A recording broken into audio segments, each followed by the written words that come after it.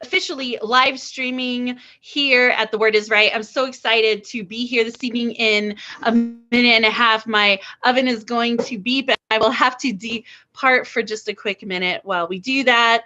Awesome. So this looks really, really good. I'm going to save that password just because it prompted me to do so, and I don't have the best memory. So awesome. Welcome to The Word Is Right. Tonight, this is our Saturday night double feature open mic event. We have our very own Jeff Taylor in the house, all the way from Malton, outside Boston. And we have Namu, all the way from Australia.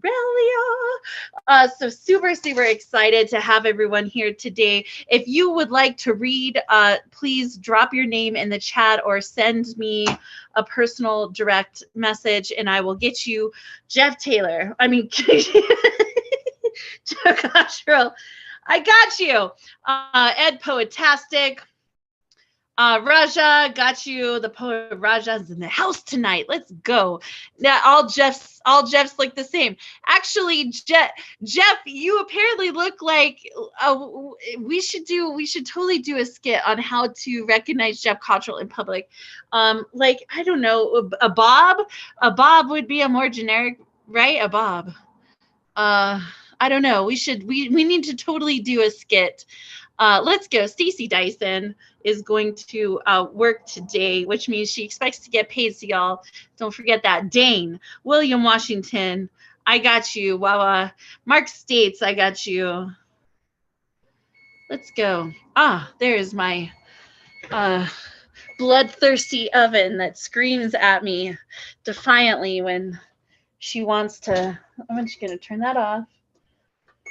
All right, so at least I don't burn the fucking bread. All right, let's go. Fabulous. I've got Jeff Cottrell, Ed Poetastic, Raja, Stacy, Dane, William Washington, and Mark States. If I missed anyone, please let me know, and I will add you to the open mic list tonight. It's a nice full room, but there's not a lot of people on the open mic list, so here's what we will do. We'll go about 5 minutes on this open mic list. And in fact, let me close out some unused apps because they're probably just draining battery. I don't know, like the function of my Chromebook here. There we go. Did I freeze my back? Okay. I don't know. This is all new since Chrome has updated the Zoom. It's supposed to be better, right? It's supposed to be like a vibrator is better than a dick, but I'm still waiting for that to happen. All right. So 5 minutes on the open mic list.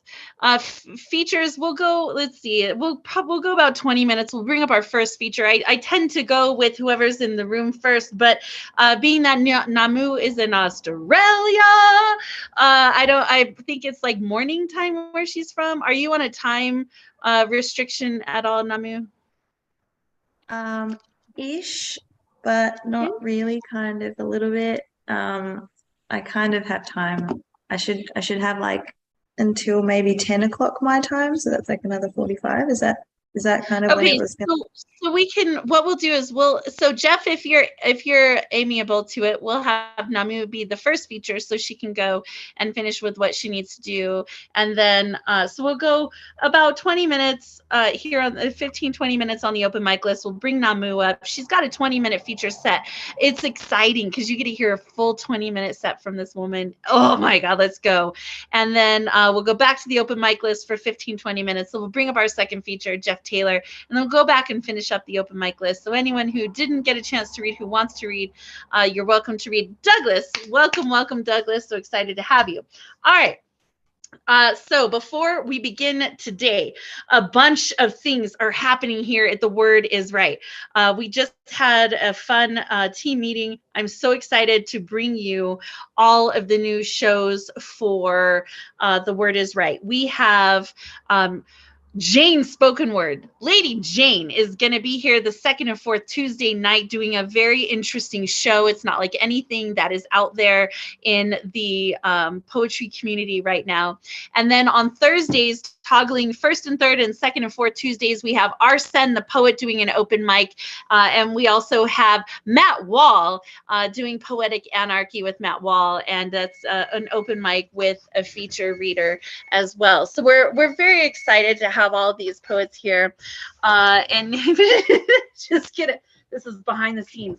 This is real life, y'all. We're real people. This is real life. Let me just pull this pan out the oven. Oh my God. All right, that's the last thing. I swear to God, that's the last thing today. Have nothing else in the oven. All right, let's go. We're poeting, but we gotta feed our bodies, right? We gotta feed our bodies. It's Super Bowl Sunday tomorrow, so let's go. I'm also very excited that Terry Rose Jertson is going to be taking over the last Saturday of the month starting in April. She's going to be hosting karaoke night. And we have Brandy Downs coming to The Word Is Right soon to be doing a very interesting kink talk about erotica, kink fetish, lifestyle, questions and answers. A lot of really great dialogue and discussion for that show. All right, so those are some new things that are coming up. If you'd like to be on the mailing list, the email list, let us know. We'd be happy to put you on the emailing list because Shocky G puts out a monthly newsletter with all of this pertinent information. You can find us at always Facebook, Instagram, YouTube. We have a YouTube channel. If you've not had a chance to go check out the YouTube channel, please do so. And let's go. I'm going to open up the mic because I don't want anyone to get on a cold mic. This is a fairly new poem, really short. Here we go. I am a tree house because I am an unnatural home that tends to shelter broken men who long for their childhood back. I am a tree house because I have been chopped down, reworked, repurposed, recycled to realize my old life did not make sense, while so many were homeless and I was still so empty. I have a floor and walls and pretend windows, a roof that is barely shade, a ladder to climb, so be ready to do the work, a levee lift to raise up blessings, some carpet, some drapes, a makeshift broom for the messes we make. The only perfect time to be inside me is never, because the nights are cold and my days are hot, and weather is, well, it's New Mexico. Many creatures create their place here too, so be ready to share with what you can't see. I am a treehouse because I was built for happiness, dreams, the idea that one day we will write ourselves free. All right, thank you all so very much. Let's get going tonight. Oh, let's go, let's go.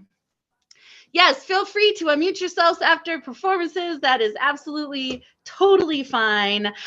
First up tonight, I got Jeff Cottrell, followed by Eddie and the Raja. And then Stacey, you'll have to let me know if you are content with going before or after Namu. And we will rock the first feature then. Are you ready, Jeff? Yeah. So the last time I was here, I didn't get to finish my story because we didn't get to do a second round.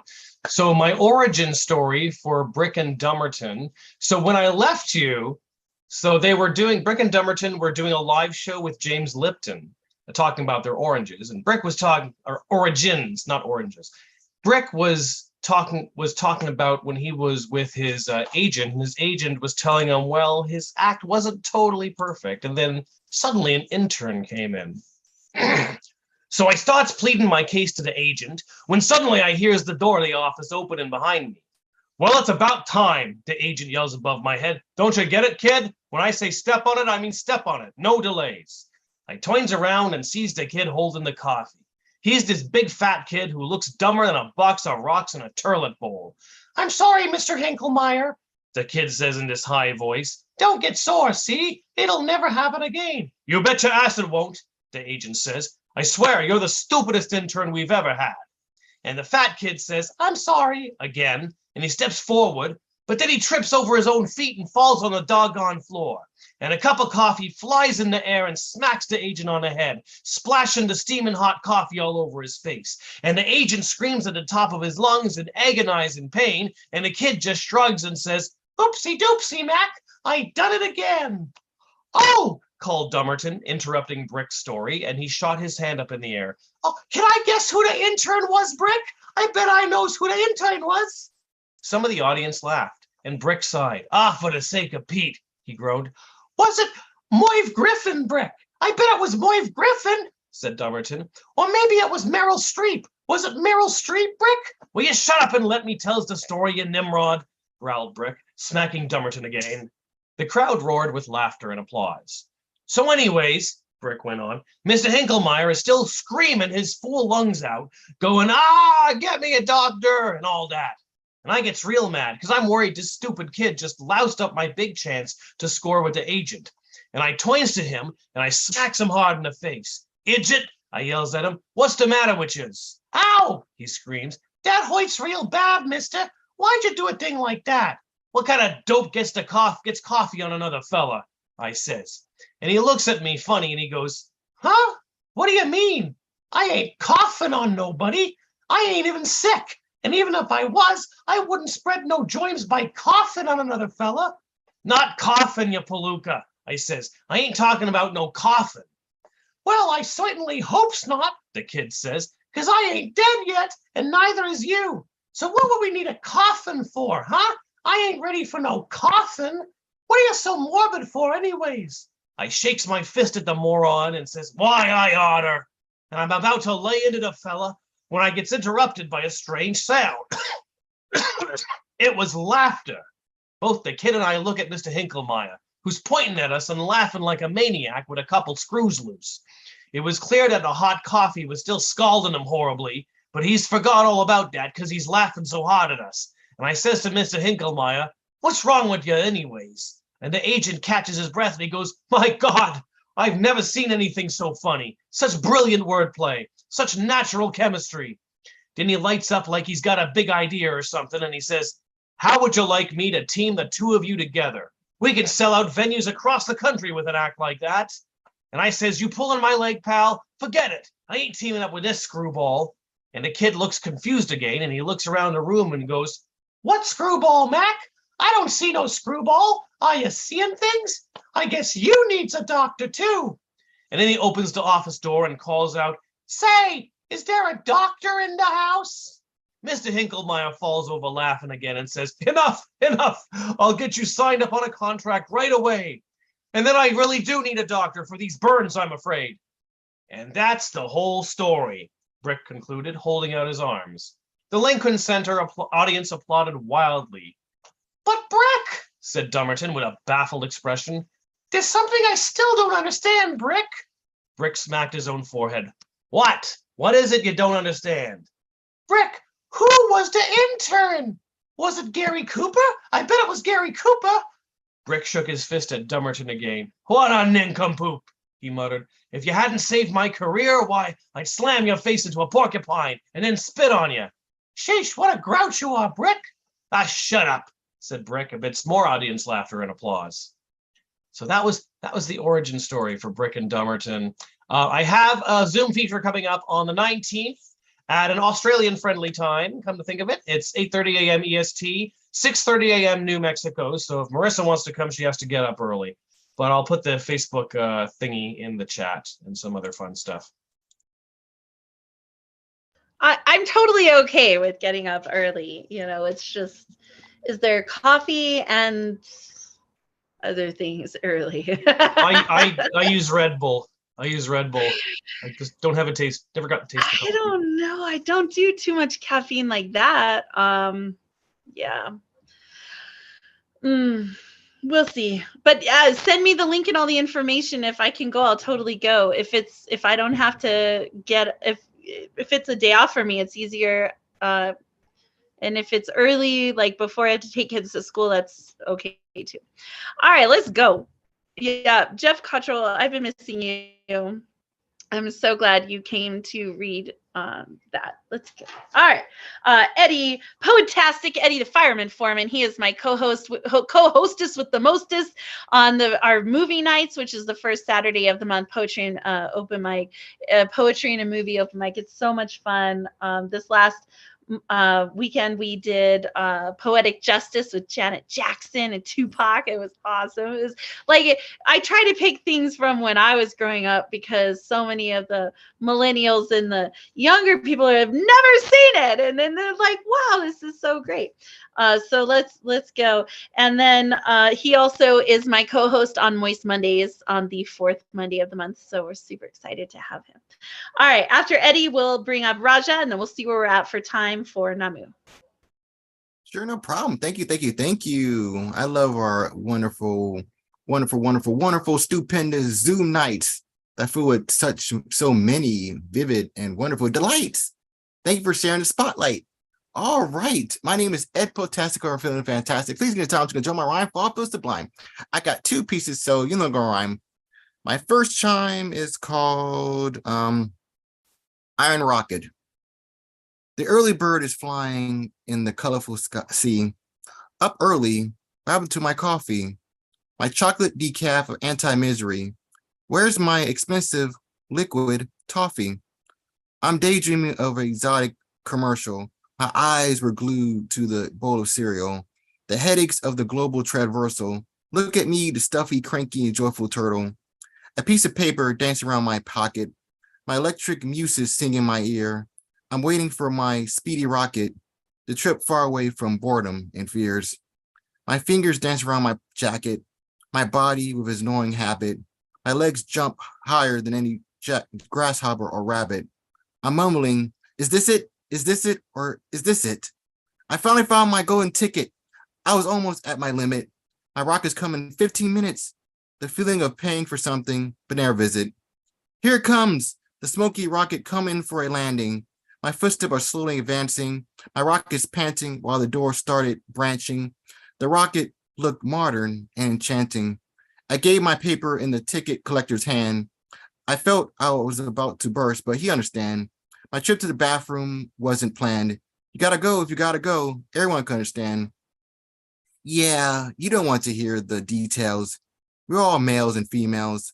Let's just say I prevail on my trail. Let's just say I calm my angry wail. The floor started moving, a rocket started singing. I started grinning, thinking, and sitting. I started thinking what I was missing. My ideas started swimming and swimming. Oh, my luggage! Wait, they're over my head. If I didn't remember, I would be so dead. My body felt like lumber or lead. I ordered a meal of beef and noodles with a beer. It left me in joyful tears. My fingers were wrestling with a silver spear. I yawned, the drowsiness is here. Asked for a fluffy marshmallow to help me dream. Asked for a blindfold to submerge in the steam. Asked for earplugs for the sounds, toots, and screams.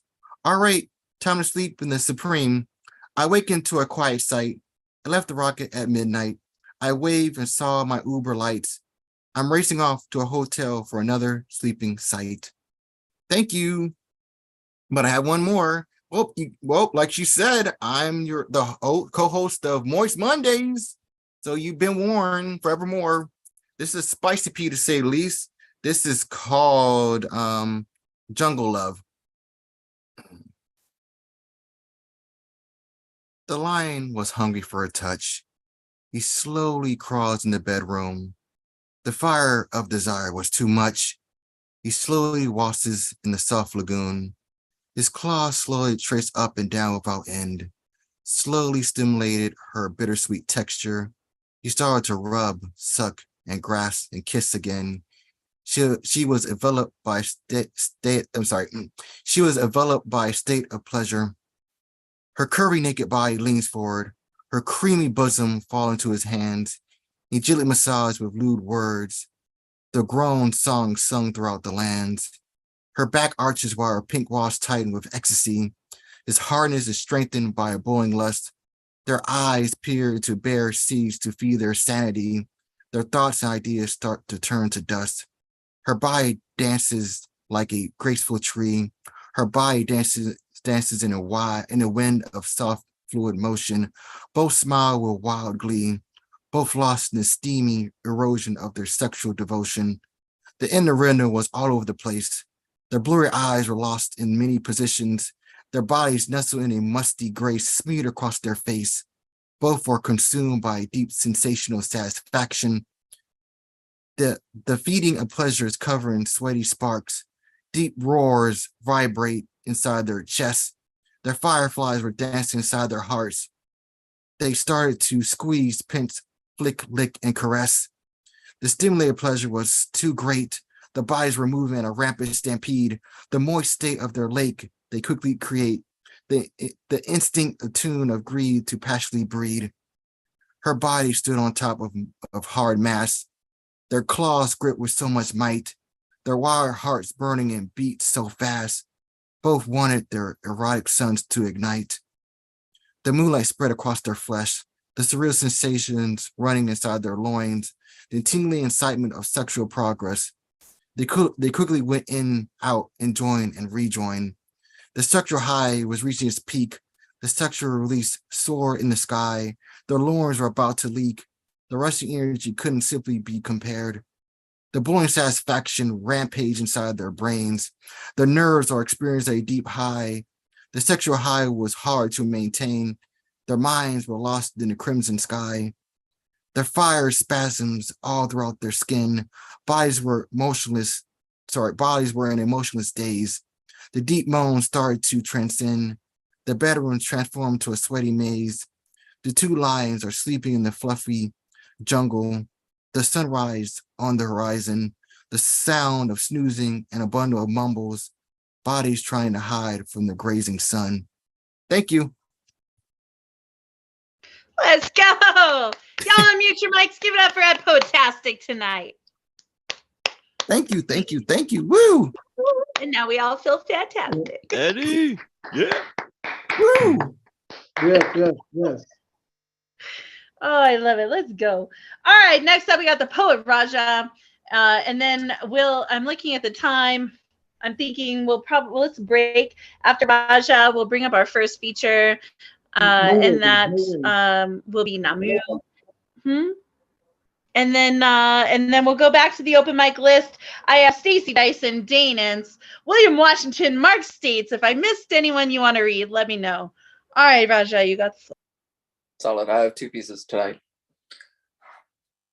I cannot keep fighting a war on two fronts, yet I know you have no intention to sue for peace. So again, I choose to abandon all other engagements that you would not be allowed to raise my lands to the ground. I will direct all of my forces towards you, and this time I will not be satisfied to just drive you out. This time I will attack you with fury, the fury of having spent decades fighting you. My entire army has been given the clear command that they are to deny your men quarter and give no mercy. Let us see how great you are without an army, or rather let us see how quickly you run and hide. I have devoted too much of my life to someone who refers to me as their nemesis. I have long grown weary of this back and forth of ours, so then let me put an end to it permanently. This time I will not stop until all of your men are in the ground and my hands are stained red with your blood.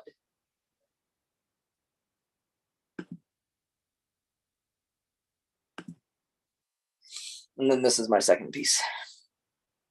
I am tired of always deferring to you alone. Do not hold the power, should not have a place here. We should only be trying to define.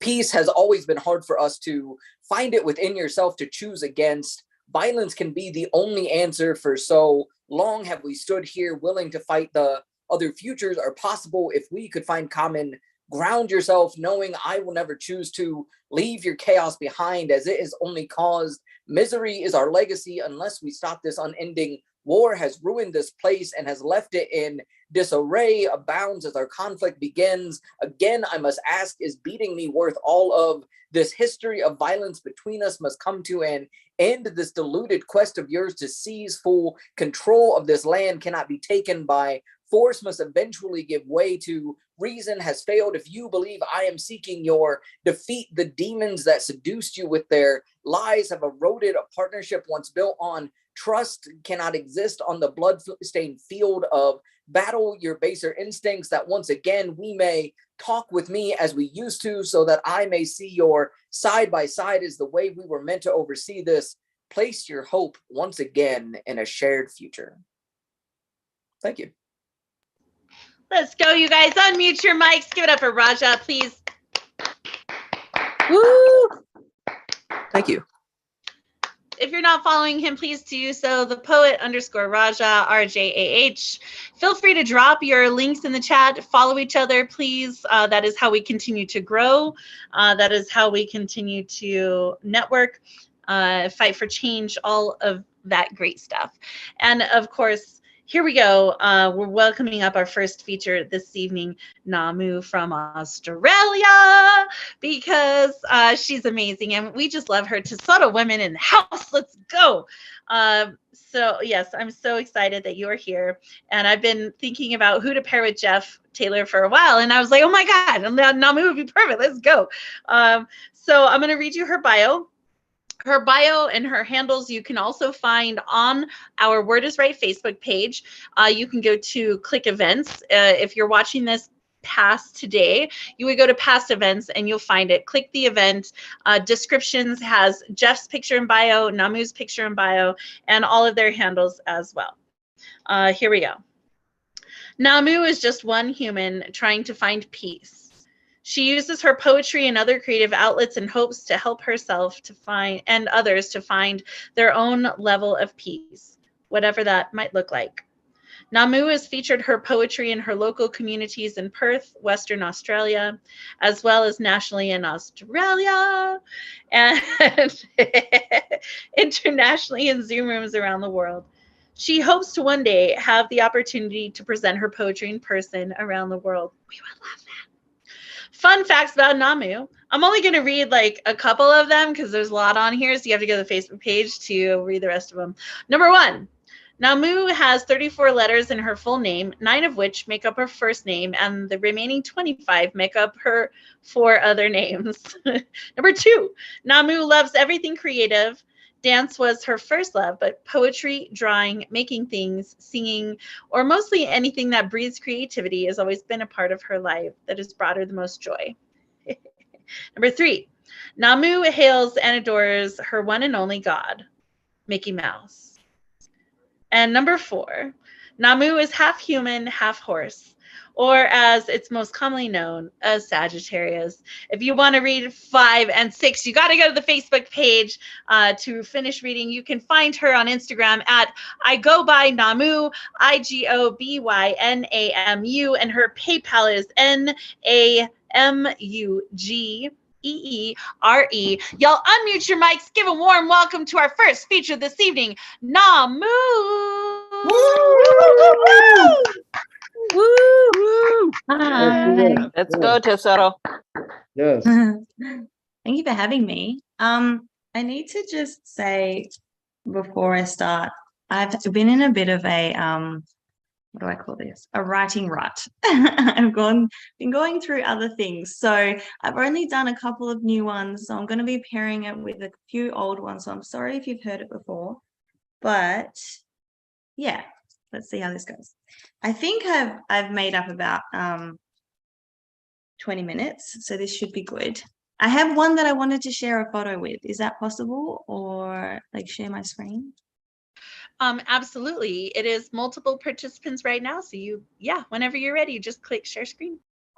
Okay, I'll do that. I think that's a little bit down the road, but that's probably my last one, so that's fine. Okay. So I did an intro poem about myself because I never really gave people an insight of who I am. And my circumstances have changed a little bit. That's what I'm talking about in this story, but it's still kind of relevant. So I thought I'd do this one. Okay, this one is called Howdy Do From Me to You. I like collecting mugs. I don't know why. I probably own 10 more mugs than one person alone should own, but I just like the way they look. I like their sweet designs. I like they make me smile even after I've refilled my tea 10 times. See, I'm a creature of habit, of repetition, of obsession. I think this grew from a lifetime of chaotic, misguided suppression into family oppression that left less answered questions. So I crafted my own normal, my own structured, consistent direction. In saying that, for most of my life, I've had no clue what I'm doing, not sure what I'm pursuing, while simultaneously internally brewing for something bigger, to achieve things quicker, to just be comfortable in my own figure. So I did what made most sense and assigned an intracranial digger. I sent her in to find out what the fuck is going on. I don't know what she's doing, but I know she's doing it wrong. My mind doesn't stop racing. It's either confusion, boredom, or doubt.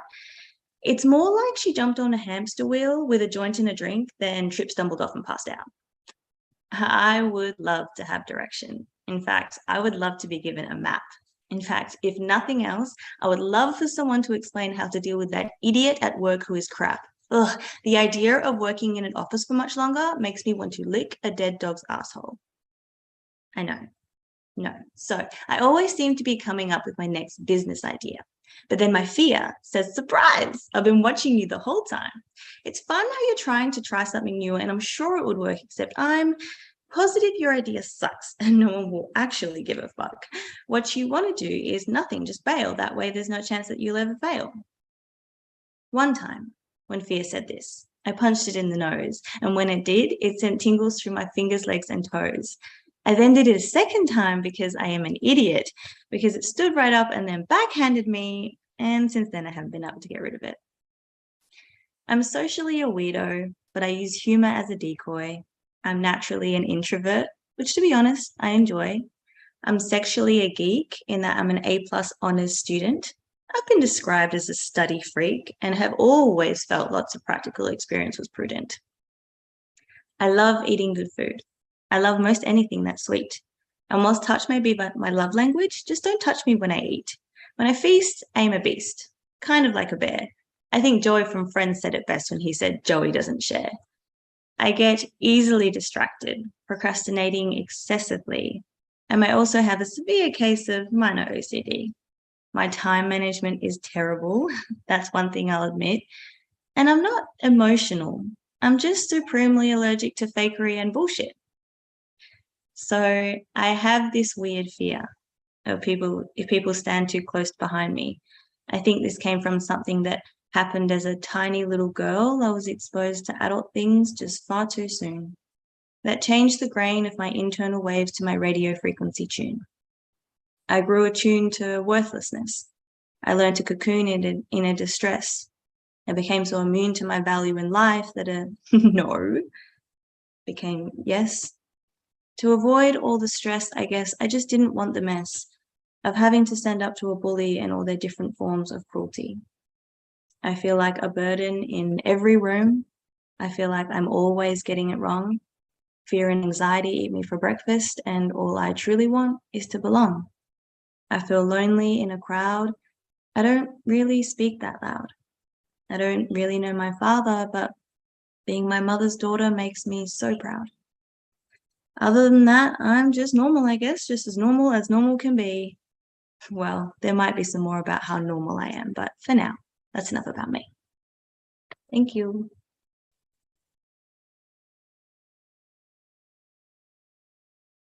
Whew, let's Okay. go, Namu. So my second one is a part of a series, and I've always been really scared about doing this if it's recorded, but I'm going to try anyway, because this series I feel like is one of my strongest series. So this one is going to be the first one in the series. It's called Nothing Can Be Done. I'm sorry, is all one can say when I'm finished telling my tale. No mountain shift, no justice police, no one getting carted off to jail. It's okay, I comfort them, knowing full well that's not true. An uncomfortable tension consumes their face. It's not like it was you. I'm sorry, I hear them say again. I see their emotions get confused. Honestly, it's okay. There's nothing anyone can really do. What? I hear them snap at me as their confusion turns to fury, as if this wouldn't be open and shut if it was presented to any jury. Dejection mixed with acceptance is the cocktail of my mind as I attempt to explain the reality, censoring the brutal with something a bit more kind. Okay, I chuckle warmly. Let me pose it more like this. I warn you in advance, though, this won't end up in bliss. Imagine there's two puppies, one named Freckle and the other Pepper. They would play and talk and fight and do virtually everything together. Pepper was a show-off, a bitch described more than, Freckle was a show-off, a bitch described more than just her gender, whilst Pepper was more quiet, far more approachable, and more tender. Now imagine that one day Freckle discovered a newfound source of joy. It was a puppy that looked just like her, but as a fluffy little toy. So when Freckle was with others, she would often split her time with playing with this newfound toy or just leaving it behind. But when Freckle was at home and had this toy alone, not even Pepper was invited into their special playtime zone. So in reality, these puppies are sisters. I mean, that's really not hard to see. But now imagine that fluffy little toy was actually me, and replace special playtime with tormenting a little girl, and maybe that'll give you a tiny glimpse into my adolescent world. A world that taught me how to hide, how to cry and to be shy. A world that taught me to hate my skin, hate my grin and myself from deep within. A world that would taunt and remind me relentlessly for fun, saying, you must always love your family, you only have the one. A world that demonstrated the cruel could administrate your fate, because they're masters in their craft to control and manipulate. The manipulation was so sly, it was disturbingly intellectual, smudging love with degrading shame as it crossed that line to non-consensual. An environment that assured me love would be full and warm like soul food, but only if I could ensure I didn't trigger on her bad mood, which could be if I chewed or wore the wrong outfit with my shoes. I mean, it would be easier for me to make a list of things it didn't bloody include. But most importantly, a world that broke me when I finally told someone and they said, oh, my darling, she was young. So now there's nothing that can be done. Nothing can be done. Nothing can be done. Always love your family and nothing can be done. I've had to really find my peace because nothing can be done. I've really had to find my peace. So that's what I have done. Oops, I think I crossed the line from kind to brutal on that one. I'm sorry, is all one can say when I'm finished telling my tale. No mountain shift, no justice police, no one getting carted off to jail. It's okay. I comfort them, knowing full well that's not true. An uncomfortable tension consumes their face. It's not like it was you. Sorry, I hear them say again. I see their emotions get confused. Honestly, it's okay. There's nothing anyone can really do. Thank you. Okay. Next one. Okay, so this next one is one of my newer ones. I don't have a title for it, I don't think. I have a title for it, but it's a fun little weird one that I just kind of came up with quite quickly. Okay. Today, I am going to be a mess, I confessed. As I stood there partway dressed, looking at the drops of blood I hadn't wanted but should have guessed were going to bless me on this day I really didn't want to play, because every single other day preceding leading to today, without being dramatic, let's just say, had been less and less appealing. Beaming, he said, okay. I said, okay. He said, okay. And for a moment, I broke form, my concrete fundamental norm that rips my inner Hulkess out as I step into the storm that is my hormones. Okay, I said again, cautiously but questioning. Surely he misunderstood the mess I was intending to portray. I mean, really, today was not the day that he and my mess suddenly were besties and just got along okay. So I looked at him and squinted as my eyes turned into laser beams of judgment, and I scanned him head to toe, thinking, what kind of sick, twisted alien life form was invading my man's mind? And he said, whoa, I know what you are thinking. I haven't been invaded. My mind has not succumbed or been persuaded by some magic alien life form whose only mission left in life, though twisted and outdated, is to make me think the only way that I'll get through the next few days is just comply and nod okay to everything you want and say in the hope that maybe it'll fend off being berated or hated. And possibly, if all goes well, that in the end I'll get to see you naked. Shaken, I stood still, trying to fight the will to not release the jaded part of me that wants to just scream, really? As my hormones start to shudder and then think, oh, man friend thinks he's funny, and then goes off to make a plan on how to kill him. Grim, I know. Justified, I would say so. I mean, how did he know word for word what I was thinking with that alien life form, though? In my head, it made sense, but when he said it back to me, it sounded way more crazy. I mean, oh. I looked at him and softened as my ego stroked my head.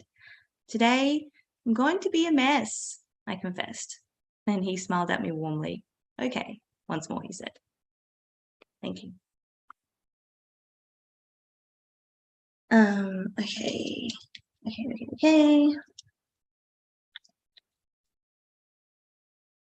Okay. This next one, again, is another new one. And it's something that I just keep repeating to myself because I think I just need to hear it for some reason. I hope the message gets across. But it's called, Can You Please Sit Down? I am the director of my own destruction. I am the lighthouse keeper leading me out to sea, knowing all too well that if I only shone the spotlight right, I could lead myself to somewhere safe and still the jittered part of me that can't quite grasp the anchor of recovery.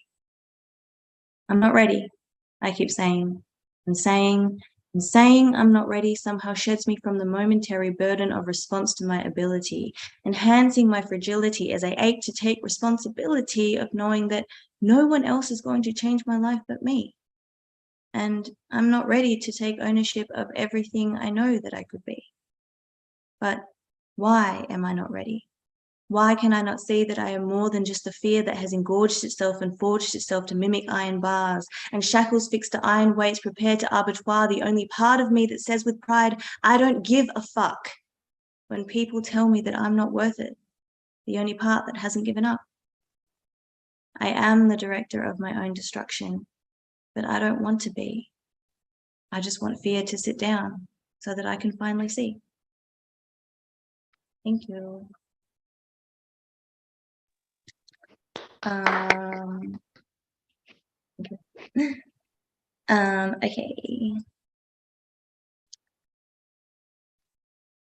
Okay, this one is also a part of that series. This is the 5th one in that series, and it is called August.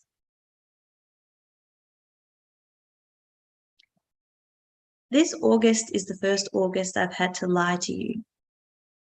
I tried to reassure myself this day was like the others, but time finally cracked and peeled the seam back on that bumper sticker, love is all you need pitch, as if love is like the seamstress who can sew up all the real shit that you feel inside that whole body quivering feeling that leaves your goosebumps shivering, leading to swatting it aside and shooing it away as it sticks to you like a fly on heat that's yelling at you, hey, I was thinking that today you let me spill the tea on all the bullshit. Are you listening? Are you listening? She's not listening to me. Fly, fly, go away. But then one day, I listened to the fly. I peered into that whole body feeling. I snipped the stitches of love's patchwork just to let the truth unfold. And as time cracked under pressure of hiding history, it revealed reluctantly that actually love can't make it all better. I wonder if you thought if history would have outrun you. Maybe you just hoped my naive innocence would do to serve as frosting on the glass door that housed the damage you have caused. I shudder at the thought at all the times you self-applaud yourself. This August is the first August I've had to lie, it's true. To you, I wore a smile to compliment my outfit. But when I told you happy birthday, I didn't mean it. Thank you.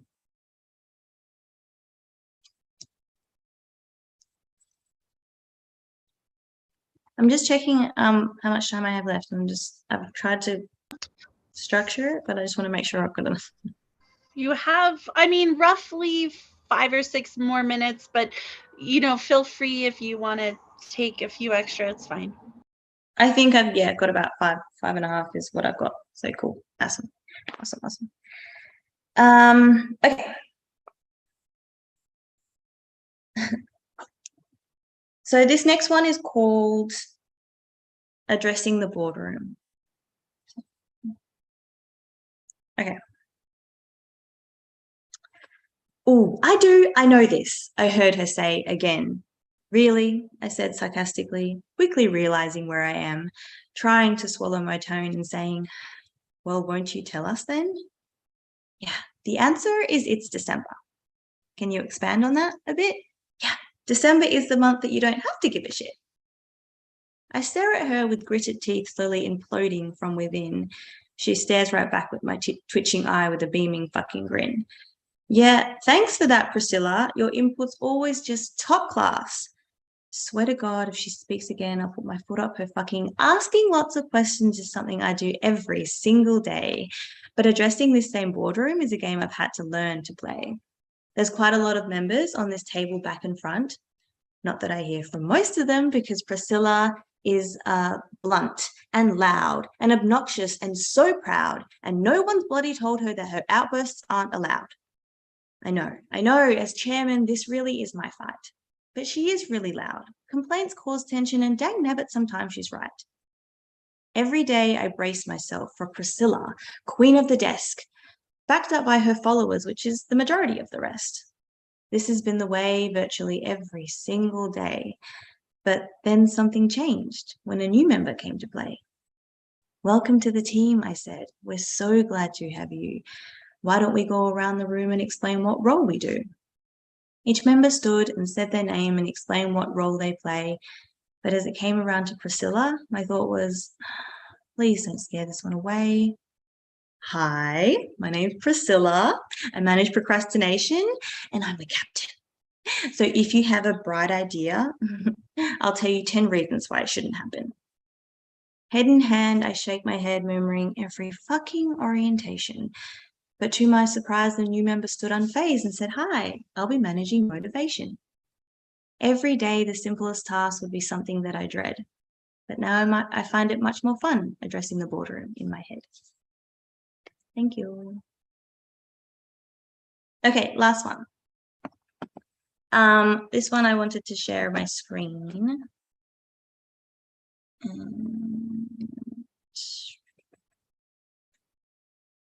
Make sure I'm sparing the right thing. Do I have to have it up? I do not do this often. Is this obvious?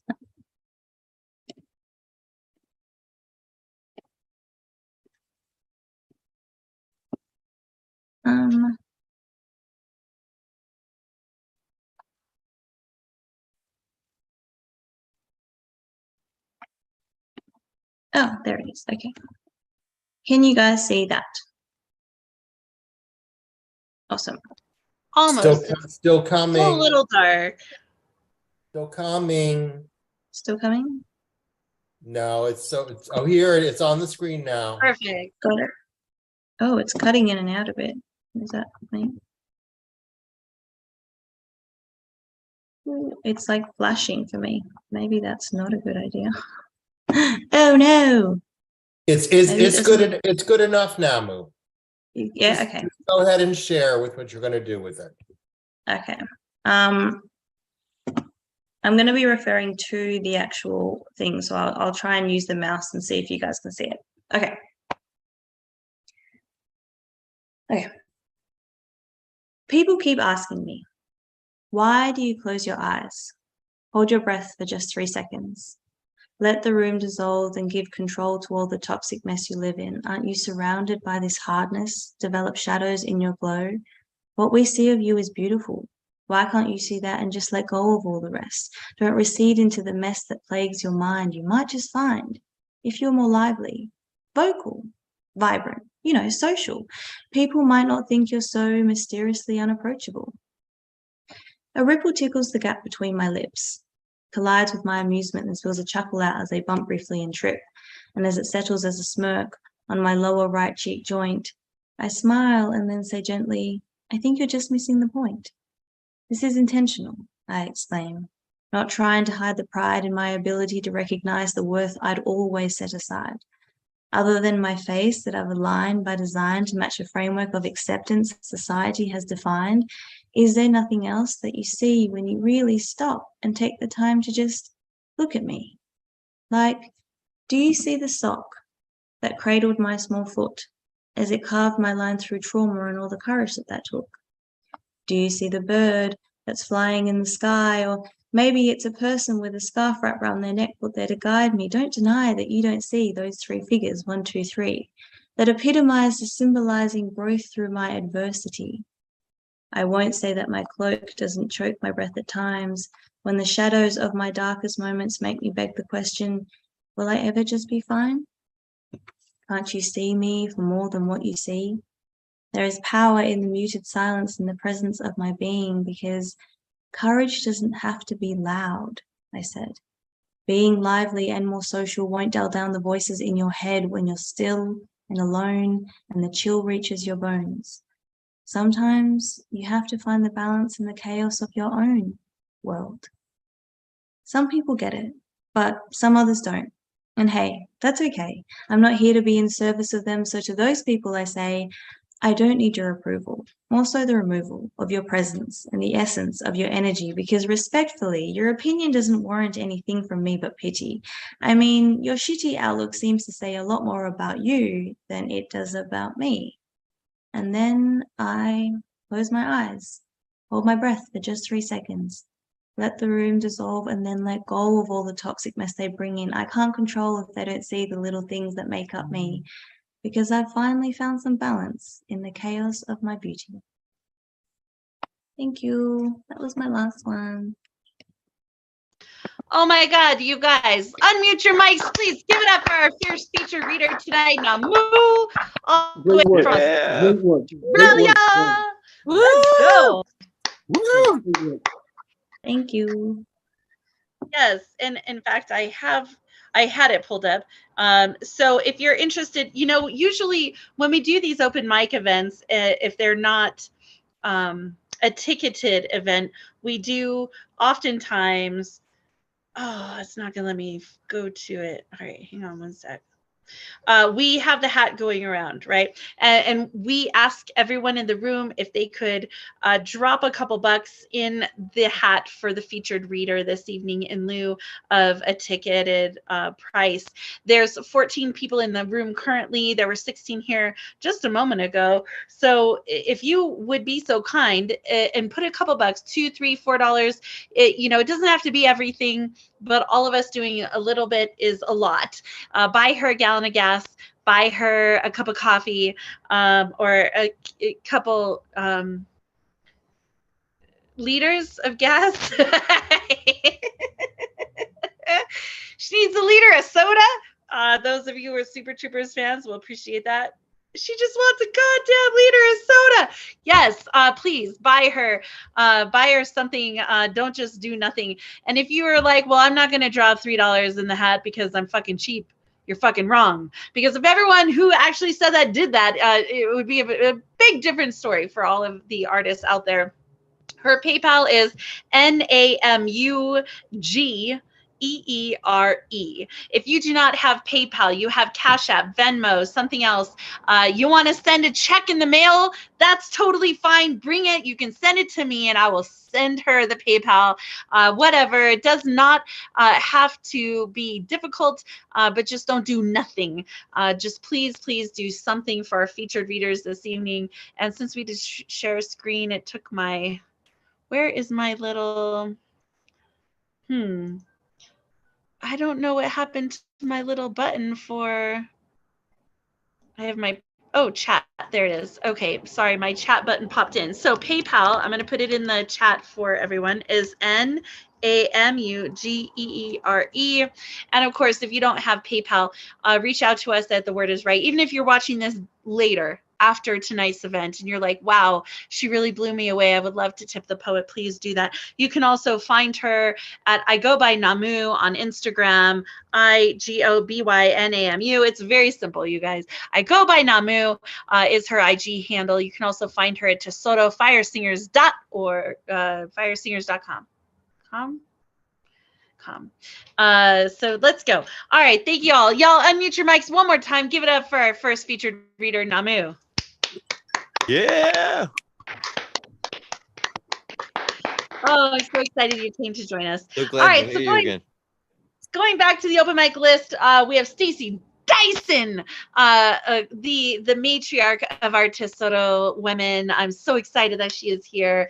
Then we have William Washington. Oh my God, anytime he is around, it is magic. We have Mark States, one of our very own garage poets is here. And then Douglas, you will wrap up the list. We'll see where in there Jeff Taylor fits and get him going into the open mic list. If I missed anyone, let me know. I will get you added on. Ms. Dyson, are you ready? Of course. You even have to ask. In honor of Valentine's Day, take it as you like. It is all so dark and dead in this house without you. An incorrect silence draped like indigo moods across my life.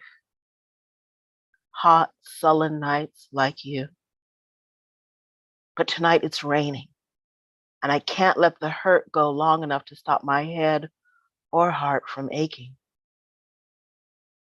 The sky shakes while I play my music to keep brave. Alicia Keys testifying on how she falls in and out of love, an option I can't even get to because my love is all that and constant. While yours flies like 186,000 units of indifference and, baby, just tonight, no promises.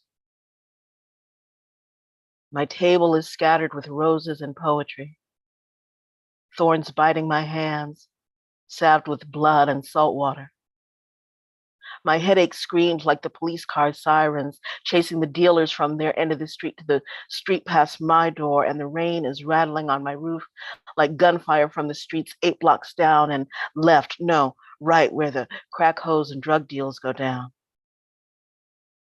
But every story told in thunder tonight is your last kiss. Lightning says my prayers for me.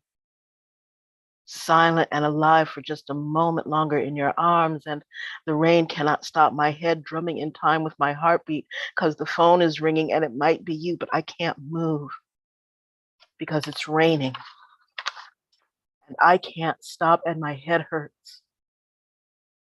The phone is ringing and my head can't stop, wishing for my heart to stop, the pounding on my roof, on my windows, on my soul, washing away your smell.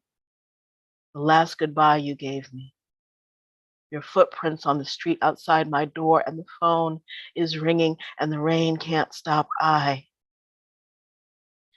can't stop. Thunder and lightning dance together in a passion we will never know. Because I can't make the rain stop. And you don't want to.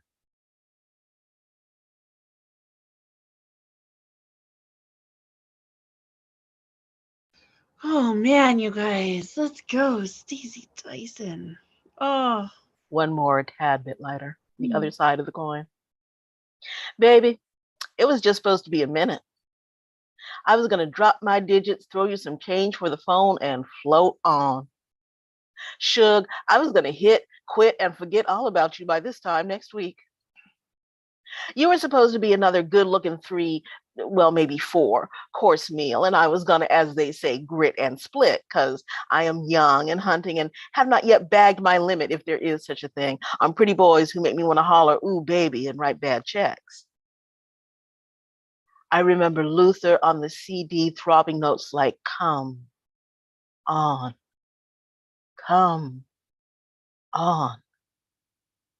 and you closer and looking at me like I had no veil to hide behind, and you teasing my tongue like a bad boy with a death wish. And finally, you laying me down on cool, sweet, sassy cream linen sheets and proving that all right all night is not just some idle fairy tale. I woke up at 10 on fire in lust and turned out with absolutely no regard for my personal sense of cool, staring deep into honey brown eyes that knew I was just aching to ache again, to a kiss that made me melt bones, quiver legs, and forget how to breathe. And there I was overnight, and bam, completely shameless, soul satisfied and done to death with absolutely no care who knew it. I had nothing to lose, held my reputation in one hand and a shovel in the other, dug me in as far as you could go and laid it down hot and dangerous as a woman in love. But this is not about that. This is just me telling my girls, talking some trash, bragging a little.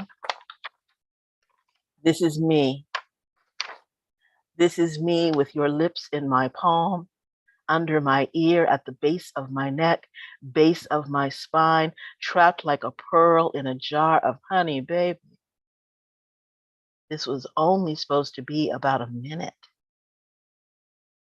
But you touch me right there like that right now, and I will let you break my watch.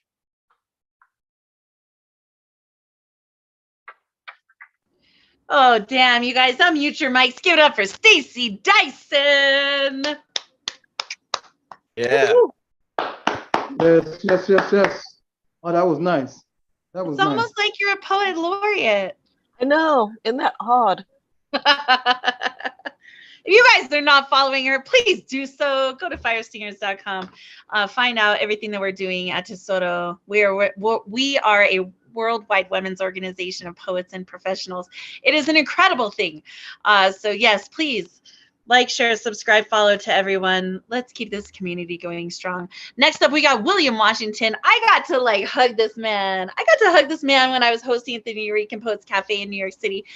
He's amazing. In fact, he and Mr. Speaker are going to be teaming up to do a double feature next weekend, next Saturday night. And it is a very special feature. I'm not going to give it away.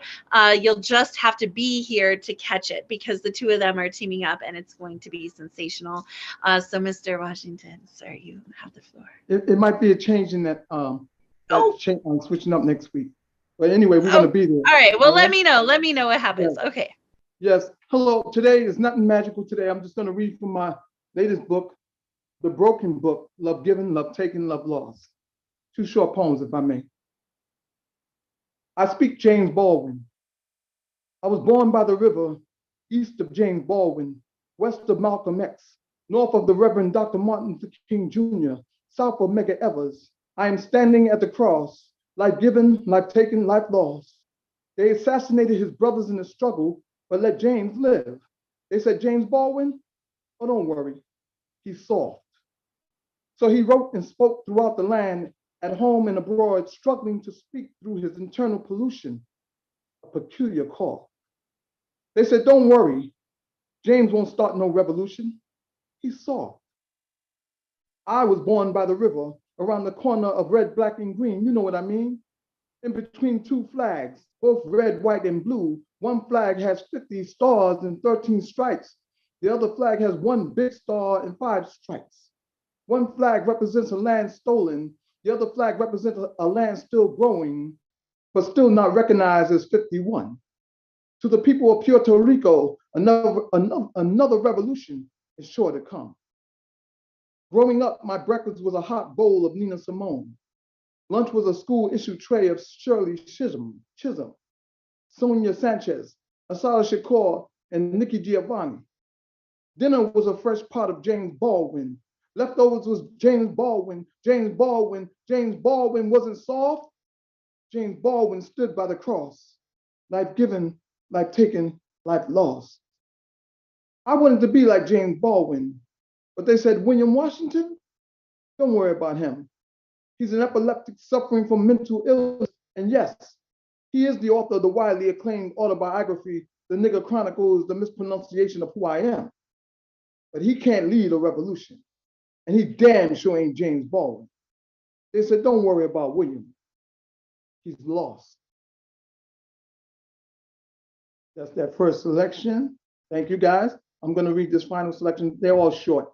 And this is titled Strange Fruit.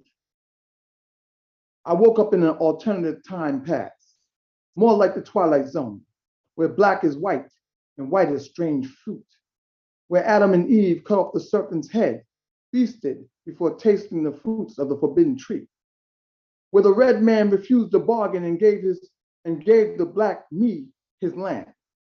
This, he said, will protect it from the white man, where the white man was taken from his native land, Africa, enslaved by black-faced Europeans, degraded, forced to pick cotton, sold as property, his woman raped, white men hung from southern trees.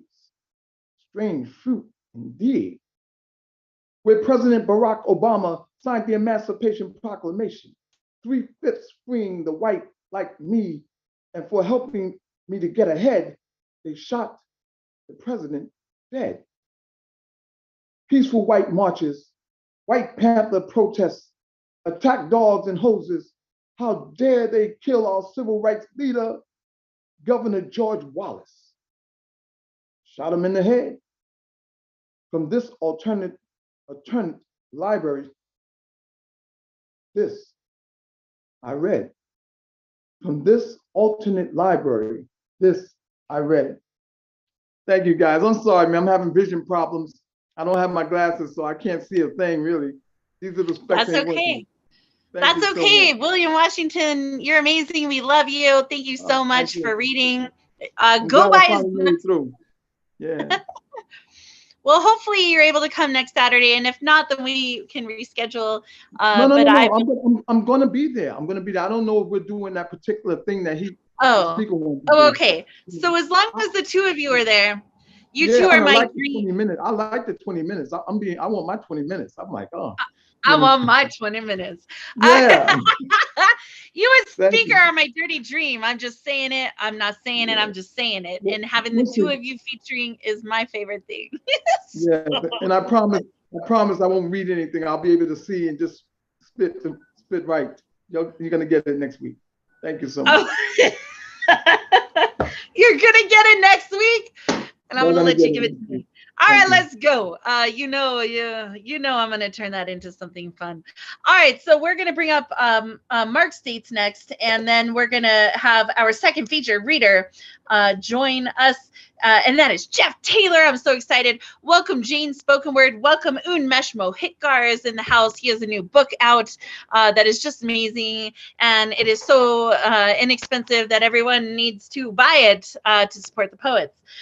So I've got Mark, and then we'll break for Jeff Taylor, and then we have Douglas, Robert F., and Jane Spoken Word. Unmesh, if you would like to read, you're more than welcome to. Let me know. I can put you on the list. All right, I got you, Unmesh. And we will see as folks trickle in, trickle out, and all that awesome, wonderful stuff. Yes, Jane says that you can use her eyes anytime, William. You use Jane's eyes and you can use mine. Well, we'll get to that next time. All right, are you ready, Mark States? Yes, I am, and thank you, Marissa. One poem titled Chekhov. Big table abuts big desk, creating an L-shaped barrier in an even bigger one-person office in a hallway full of such offices. 8 piles of paper on table, stacked neatly in 2 rows of 4. Check off numbers in bank statements and check off numbers in daily deposit report printouts as they are determined to match. It's Bank Reconciliations Week for my position. 40 hours of checking off at a certain rhythm, a certain pace, a certain focus of mind over anything else that matters in life. Check this, check that, check the credit card receipts because something doesn't match. Precious little adorns this office. except a puppy calendar thumbtacked to the wall above light switch next to door. They are big on efficiency here. If one stays focused on their tasks, there is no need to know what year it is.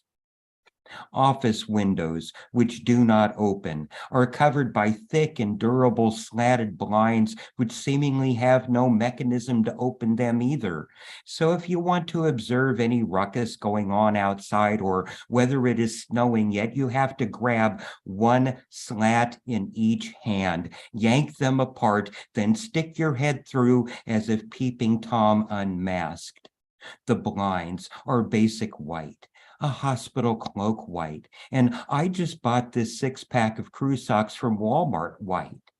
The blinds contrast well with the eggshell white guest chair in front of them, a plastic chair with a concave depression. Like a grumpy old alcoholic, guest chair has not seen a piece of ass for years, and why would it? No one stops by to visit or share office gossip. You see, the hallway of the accounting department is cold and silent as a morgue.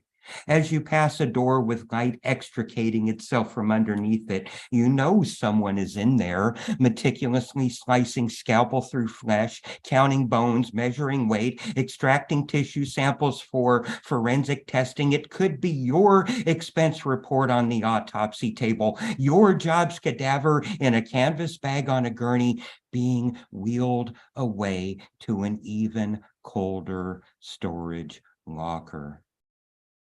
Walking this hallway is an ambling procession through purgatory, questioning one's ultimate fate in the off-white glare of forever. Your rapid heartbeats fill your mouth with taste of regret, and one's body sweat is a steaming bowl of New England clam chowder.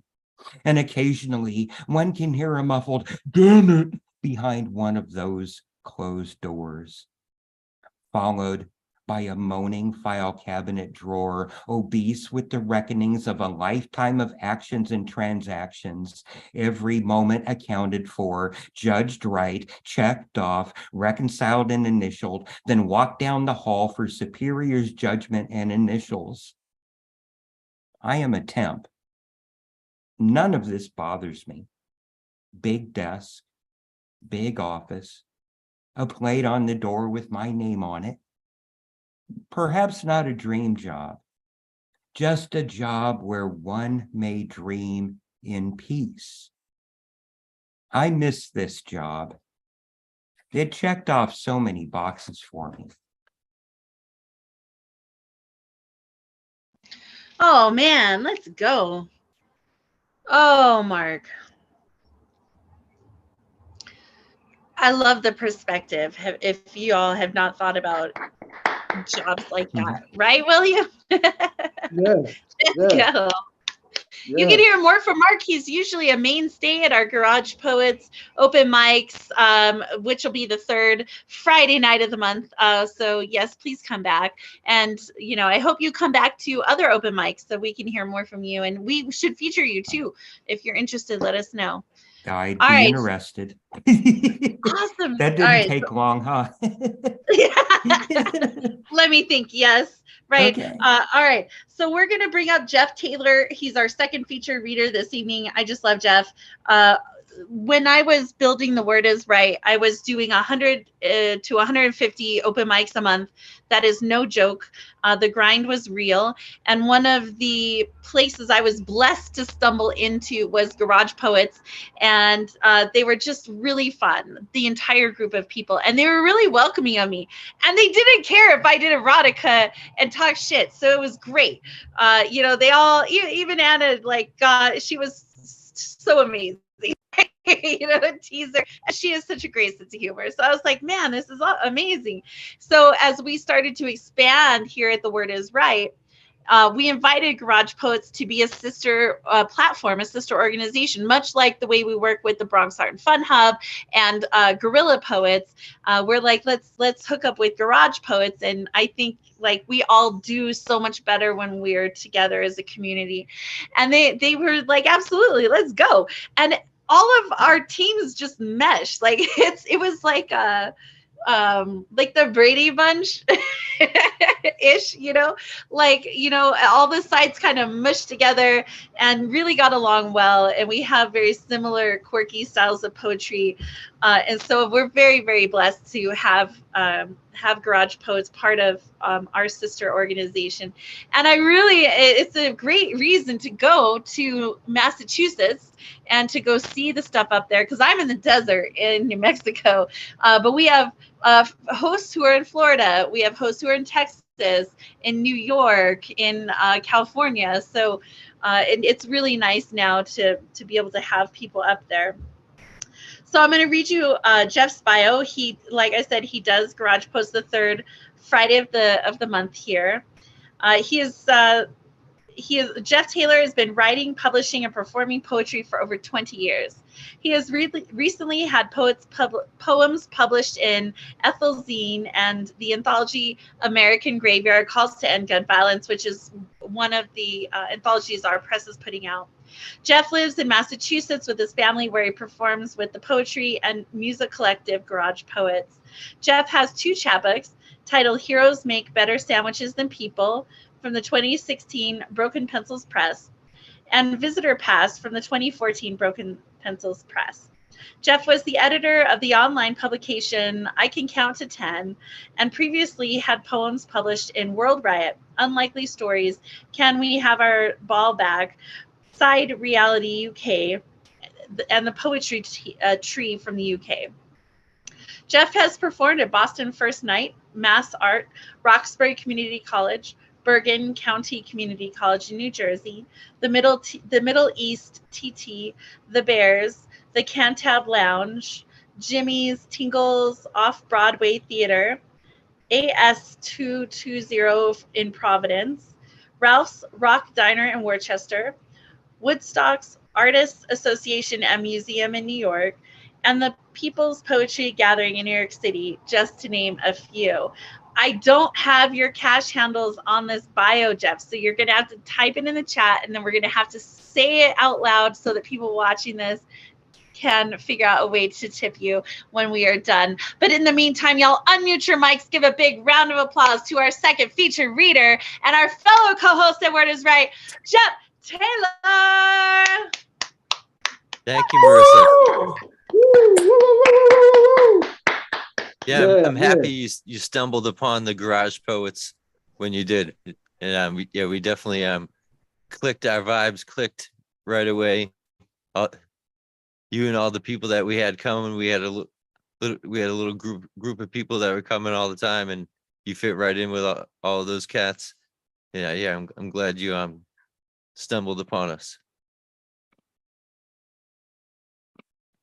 But okay, I can so the Garage Poets, the next one is this coming Friday, and we have Amanda Shea from Boston is going to be the feature.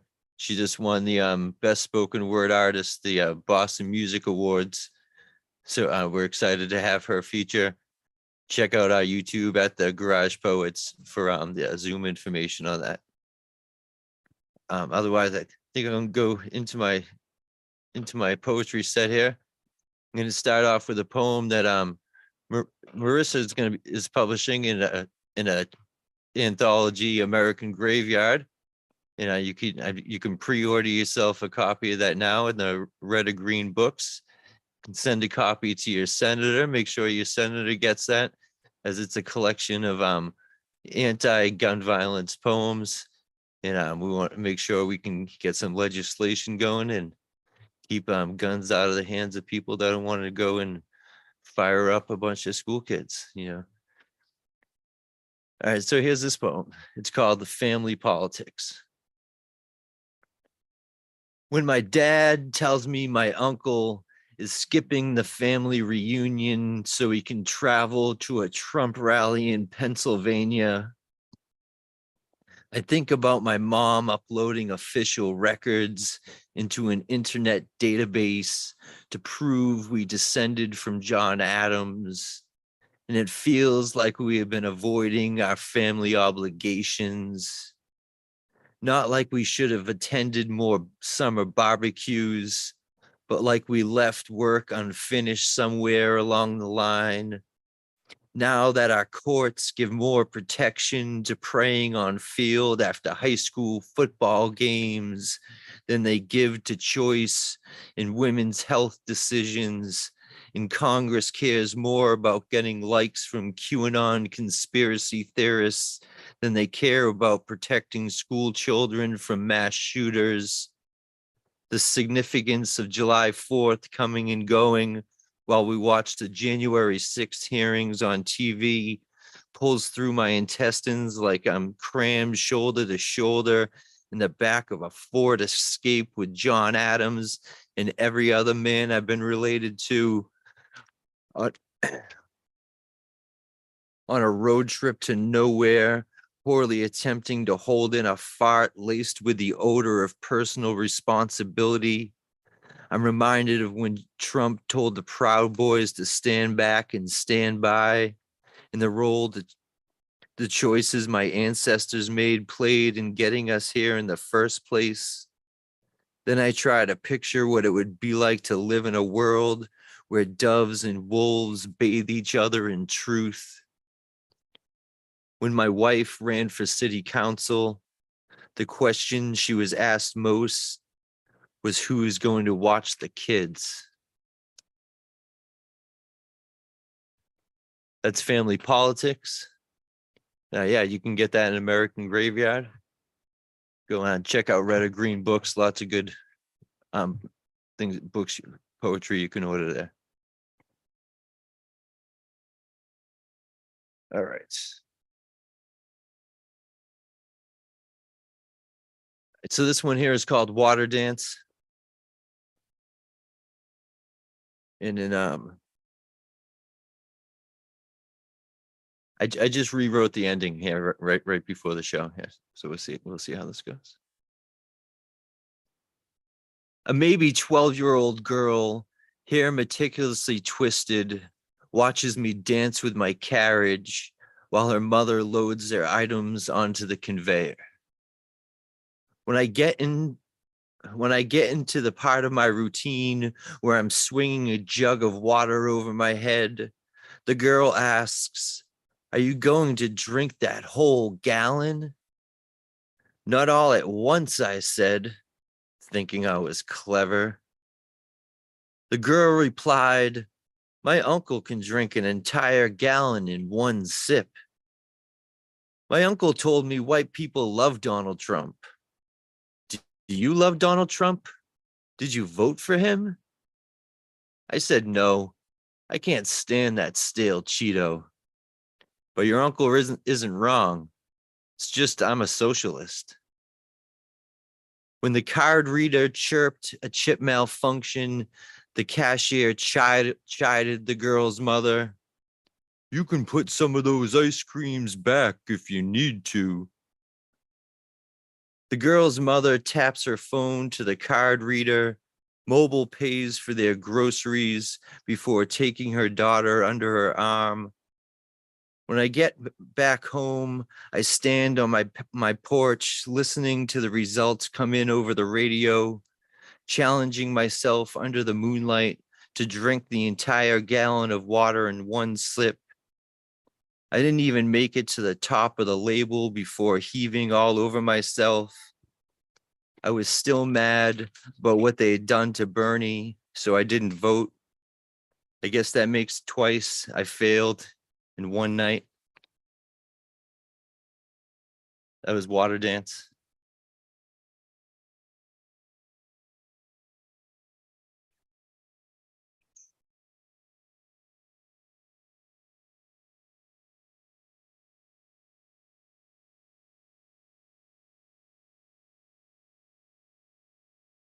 All right, this next poem is called Lamp Worn.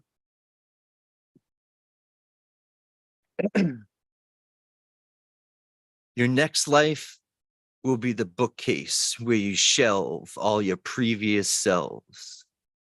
It will be easier to pick up the phone.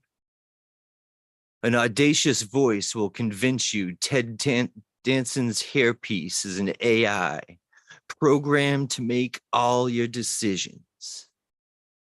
In the next episode, cigarettes will taste like everybody knows your name.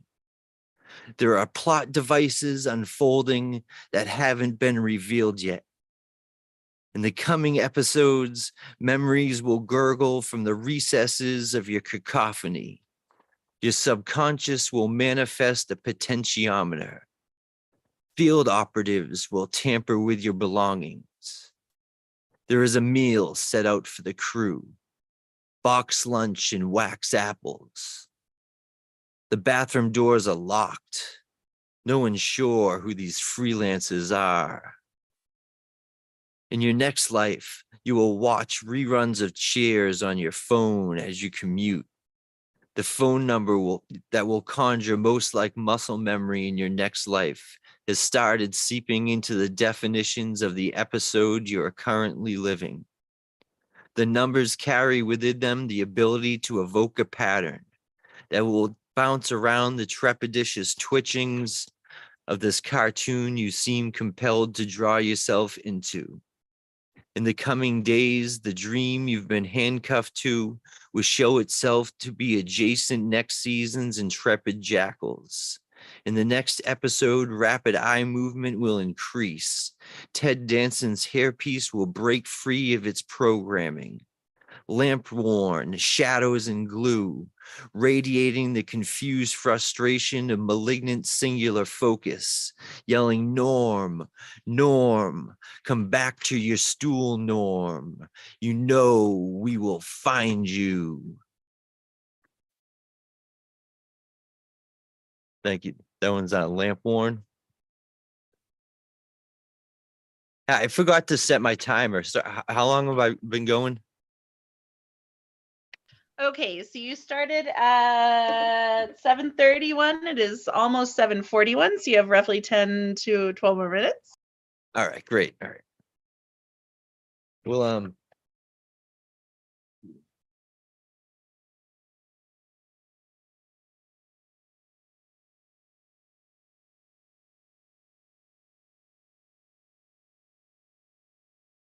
right, this one here is called The History of Projection. And this one was published in Ethelzine. The Sinclairs came about via the simultaneous vibrating of a group of 100 masked individuals collectively known as Patty and Fred. Their arrival marked what has become known as the 80s. When the Sinclairs first became noticed, they were holding record players in front of themselves, hoping to get the people more comfortable with speaking in images. The Sinclairs were deemed to be projections. The consensus was to talk about them only as possibilities. They had no speakers, making them appear silent. Patty and Fred prepared for what they called the future. Their constant vibrations gave the Sinclairs a false sense of security. The label on their spinning vinyl said, "Check your head." During what became known as the 90s, Patty and Fred covered thousands of pianos with mashed potatoes and gravy, their own recipe. Taking great caution in how they indulged the pride they derived from their spuds, until some grew to be zealots in the pride they derived from their gravy.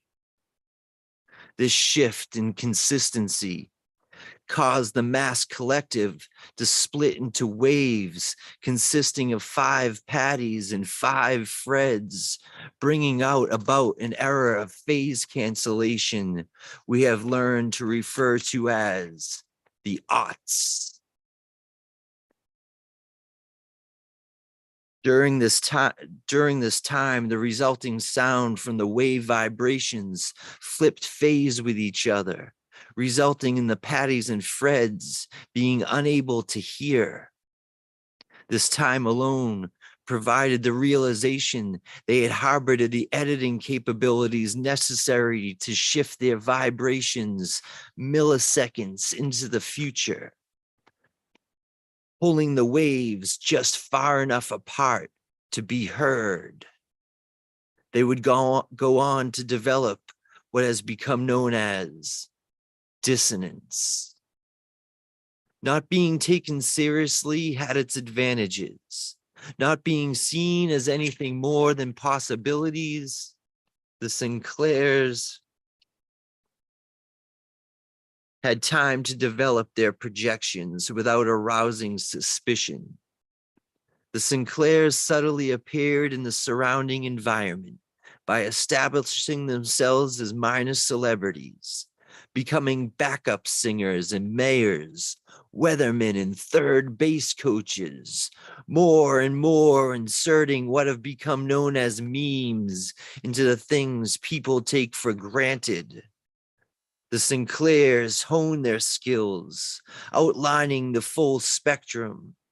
They met by the hundreds, convening at secret institutes, appearing to be old age homes and wind turbine factories. The Sinclairs codified their ideals, collaborating on methods of incorporating their projections into the hearts and minds of the people.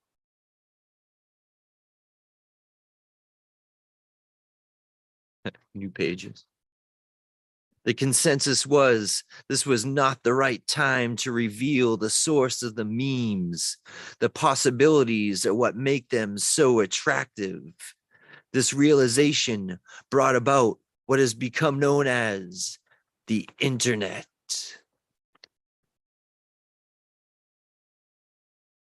That was a history of projection.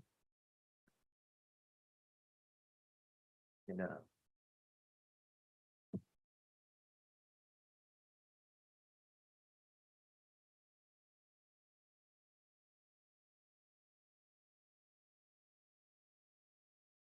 Sorry, just give me 1 second. I just gotta look through my papers.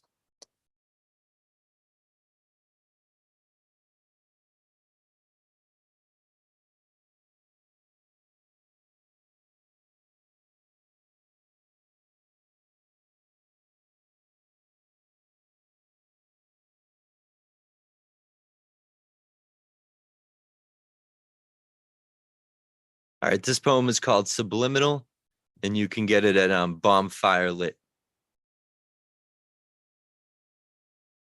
The letters on the screen are inhabited by people who want to kill you. They are fluorescent bulbs trapped in the walls of a maze shaped to spell freedom. After being fed 6 pills every 3 hours for 9 weeks, the letter people ate through the walls and hurled themselves into the space between the text. Their true goal is to direct, but the pharmaceutical regimen freedom has put them on, left them susceptible to believing they must be standing in a pool of your blood to make $1. They think love has a shape, a color, a required equipment list. A representative is asking you to lie on the couch. A profile has been created for you. You will be prompted to select a legacy administrator. Press spacebar to continue.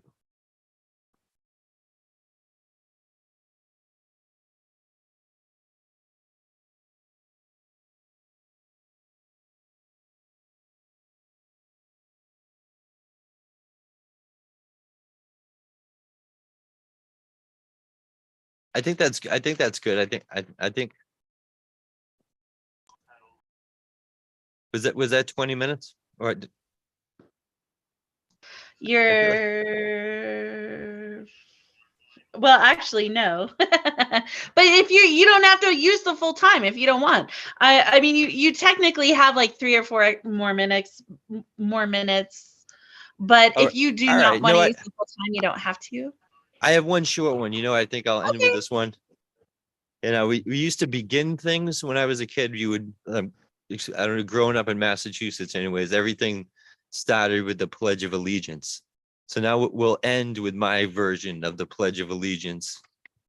Because I think to them, the Pledge of Allegiance, that made it like, that's how you knew it was like going to be a wholesome event or something. That's like at least the connotations I got from everybody. But nationalism is not wholesome. So, you know, here's my Pledge of Allegiance. I pledge allegiance to the oscillating fan of America and to the corporations for which it stands, one plantation funding God, unoriginal with fragility and tear gas at the mall. Amen. Amen, brother. Damn. Damn. Let's go. You guys unmute your mics. Give it up for Jeff Taylor. Yeah, man. Yo, I love his wordplay. I'm telling you. That poem. Thank you. Thank you. Love it. Wow. Right? All right, you can catch Jeff Taylor this coming Friday night. He's got an amazing feature. And Garage Poets, find us, follow us, like, share, subscribe, follow Facebook, Instagram, YouTube, everywhere, because that is how we grow as a community, right? It's not. Yeah. Yeah, Oh no, sorry, I didn't mean to cut you off. I just remember on my YouTube channel, the At the Garage Poets YouTube, I just put up a video of a poem of mine, arguing with myself over buffet sushi. It's kind of like this realization, surreal universe poem that I just cut a new video for that. So if you go, you can check that out on the YouTube. There's a cool video to go with my poem. Bring someone on board the team who is like a graphic animator who can do short films for our poems, because that would be so dope to do like a 3-minute buffet argument over sushi. A 3-minute short film would be so much fun. And you get so many short films, right? I mean, you look at all of our feature readers this evening and everyone who's read so far, so many of their work could be short, animated short films. Totally. Yeah. Go check out on the YouTube At the Garage Poets, and check out the new video. Give it a like, subscribe to the channel, click the bell so you get notified. So when you're on YouTube, you'll know when new content is coming out. And then you'll be able to see the shows. Maybe we could get you a book out too, so that I can nominate it for awards. It's hard when you're the publisher of your own book. You never get nominated for awards. So if you ever want to put I would love to. Let's go. Yeah, I'm working on that currently. Getting things together. What are your cash handles, Jeff, so folks can tip you? Oh, for PayPal, you could do at This Is Jeff Taylor. And Venmo is at the Garage Poets. This is Jeff Taylor for PayPal, and Venmo is This Is Garage. Wait, what is just the Garage Poets. There's at the Garage Poets. At the Garage. Okay, because I'm gonna type it out and put it in at the end. So if you there's quite a few people in the room. If you're so inclined, please tip the poets. 2, 3, 4, 5, 100, whatever you got, whatever's in your pocket, put in the hat for our featured readers this evening. PayPal, This Is Jeff Taylor. Venmo, The Garage Poets. I will definitely get that in the chat, and I will update that in the Facebook event as well. Just please don't do nothing, right? We want to continue to bring these shows. We've been doing it now. This is our 3rd year. We're very, very excited to be bringing you new features each week, and so many shows. And I'm so excited now. I lost count. I think we have 22 hosts here at The Word Is Right now. we got shows every day of the week, sometimes twice a day. So you got to just come. Unmesh's platform ought to be a sister platform with The Word is Right, because it's during a time The Word is Right does not have an event. And so it's an opportunity to continue to share those lives, share the platform, spread stuff. You know, for example, we just brought on a bunch of hosts, and our hosts were able to add to the email list where we have thousands with an S, thousands of new email lists added. So it's exciting to be kind of continuing to work together collectively, so that everyone can get out there. And it's not so that any one platform can be the biggest, but it's so we can continue to build more platforms. Like, so if Robert F. wanted to go build a platform, and Mark States wanted to go build a platform, and Douglas wanted to go build a platform, we're here kind of supporting that venture. That way we get more stuff done. It can't all land on any one person or one place. So yeah, let's go. All right. Next up, speaking of Douglas, I got Douglas here, and then Robert F., Jane Spoken Word, Unmesh Mohikar, all the way from India. Who I thought, I got to get your new book, Unmesh. And I'm so, you know what, we got to figure this out. I will totally reship you books. I don't know why I didn't get to the first time. But we'll figure it out. And then Terry Rose Jertson will close us out for the evening, unless anyone else happens to pop in between then and now. All right, Douglas, are you ready? Yep, already. Speaking of books that I just got, I actually, on a side note, I got Tori Lutz's new book, which is fantastic. Schoolyard Crushes and Prozac Prescriptions. I love it. I just got it in the mail like the other day, and I just like buzzed through it. So it's really good. And that's from anyway, our press. She was part of the Next 10. She was part of the Winter Poets that we did in 2021. She's phenomenal. Isn't that the most amazing book? She's amazing. Sorry, Yeah, I just had to so- plug Tori. so She's good. amazing. Yeah. All right. So I have, I guess I'll do like one tonight. This one's old. This one is like probably almost maybe 5 to 8 years old. It's called Wordsmith's Delight. What are we? Impact. Who are we? Impact. What can we do? Influence. Wordsmiths. United we stand in the face of adversity. We require no setup, no inputs, no mixers, no faders. Heck, not even a microphone in some cases. There is no tuning that needs to be done to our vocal cords, for they are naturally elastic. I know this like another paper beats rock poem where the sole writer might praise his art ahead of all others, but this, ladies and gentlemen, is mostly true. Suddenly, the ground quivers and shakes. There's an explosion. There are witnesses standing by. The roof caves in, spelling devil's din. Wordsmiths, equated with the mad scientist's seminal creation, minus the maniacal laugh that soon comes afterward.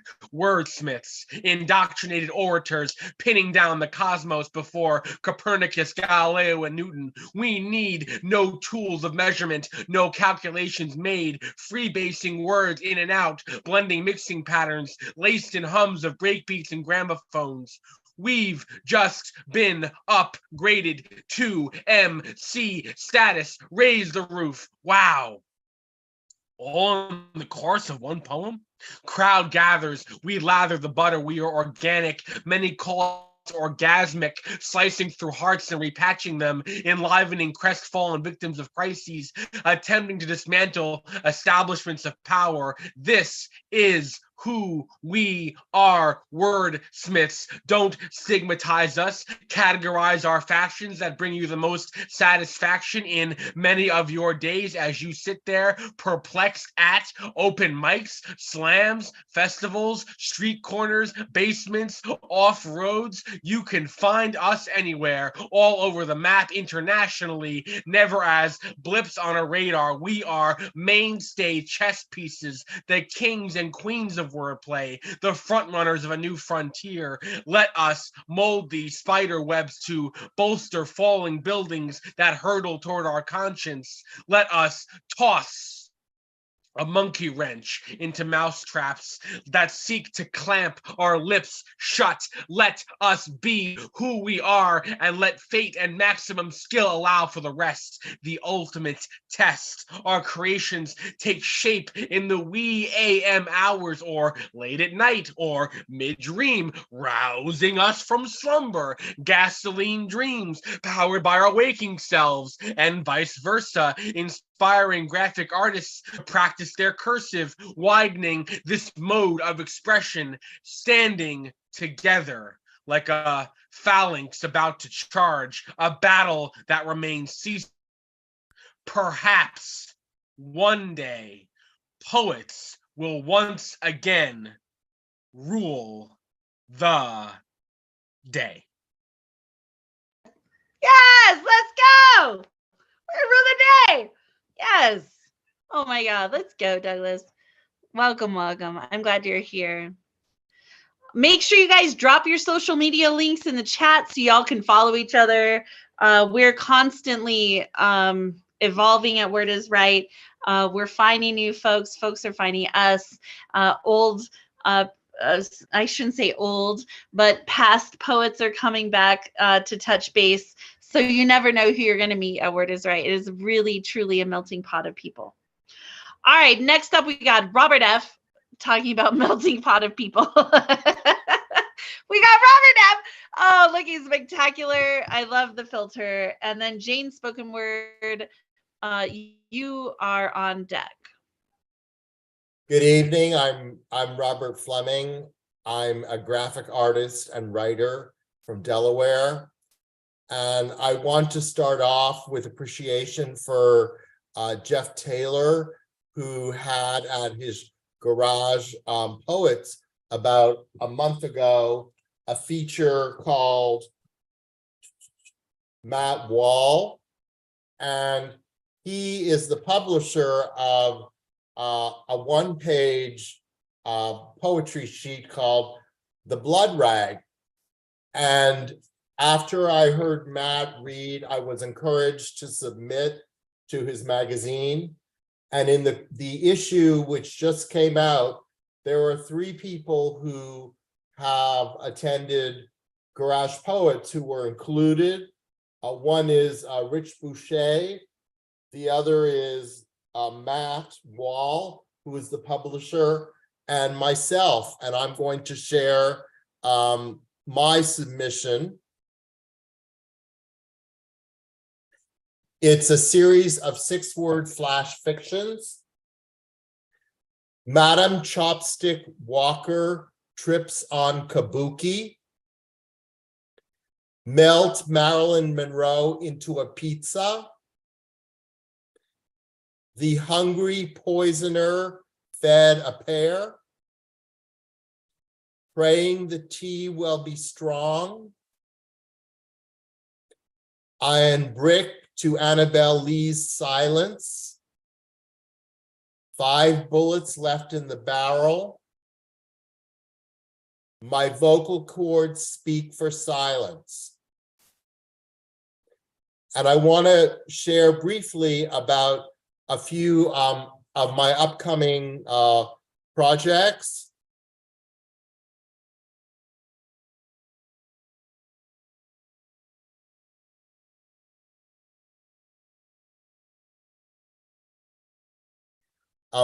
I've just joined and helped create a poetry collective which originated from Devil's Party Press, which is a press which was out of Milton, Delaware, which last year moved to California.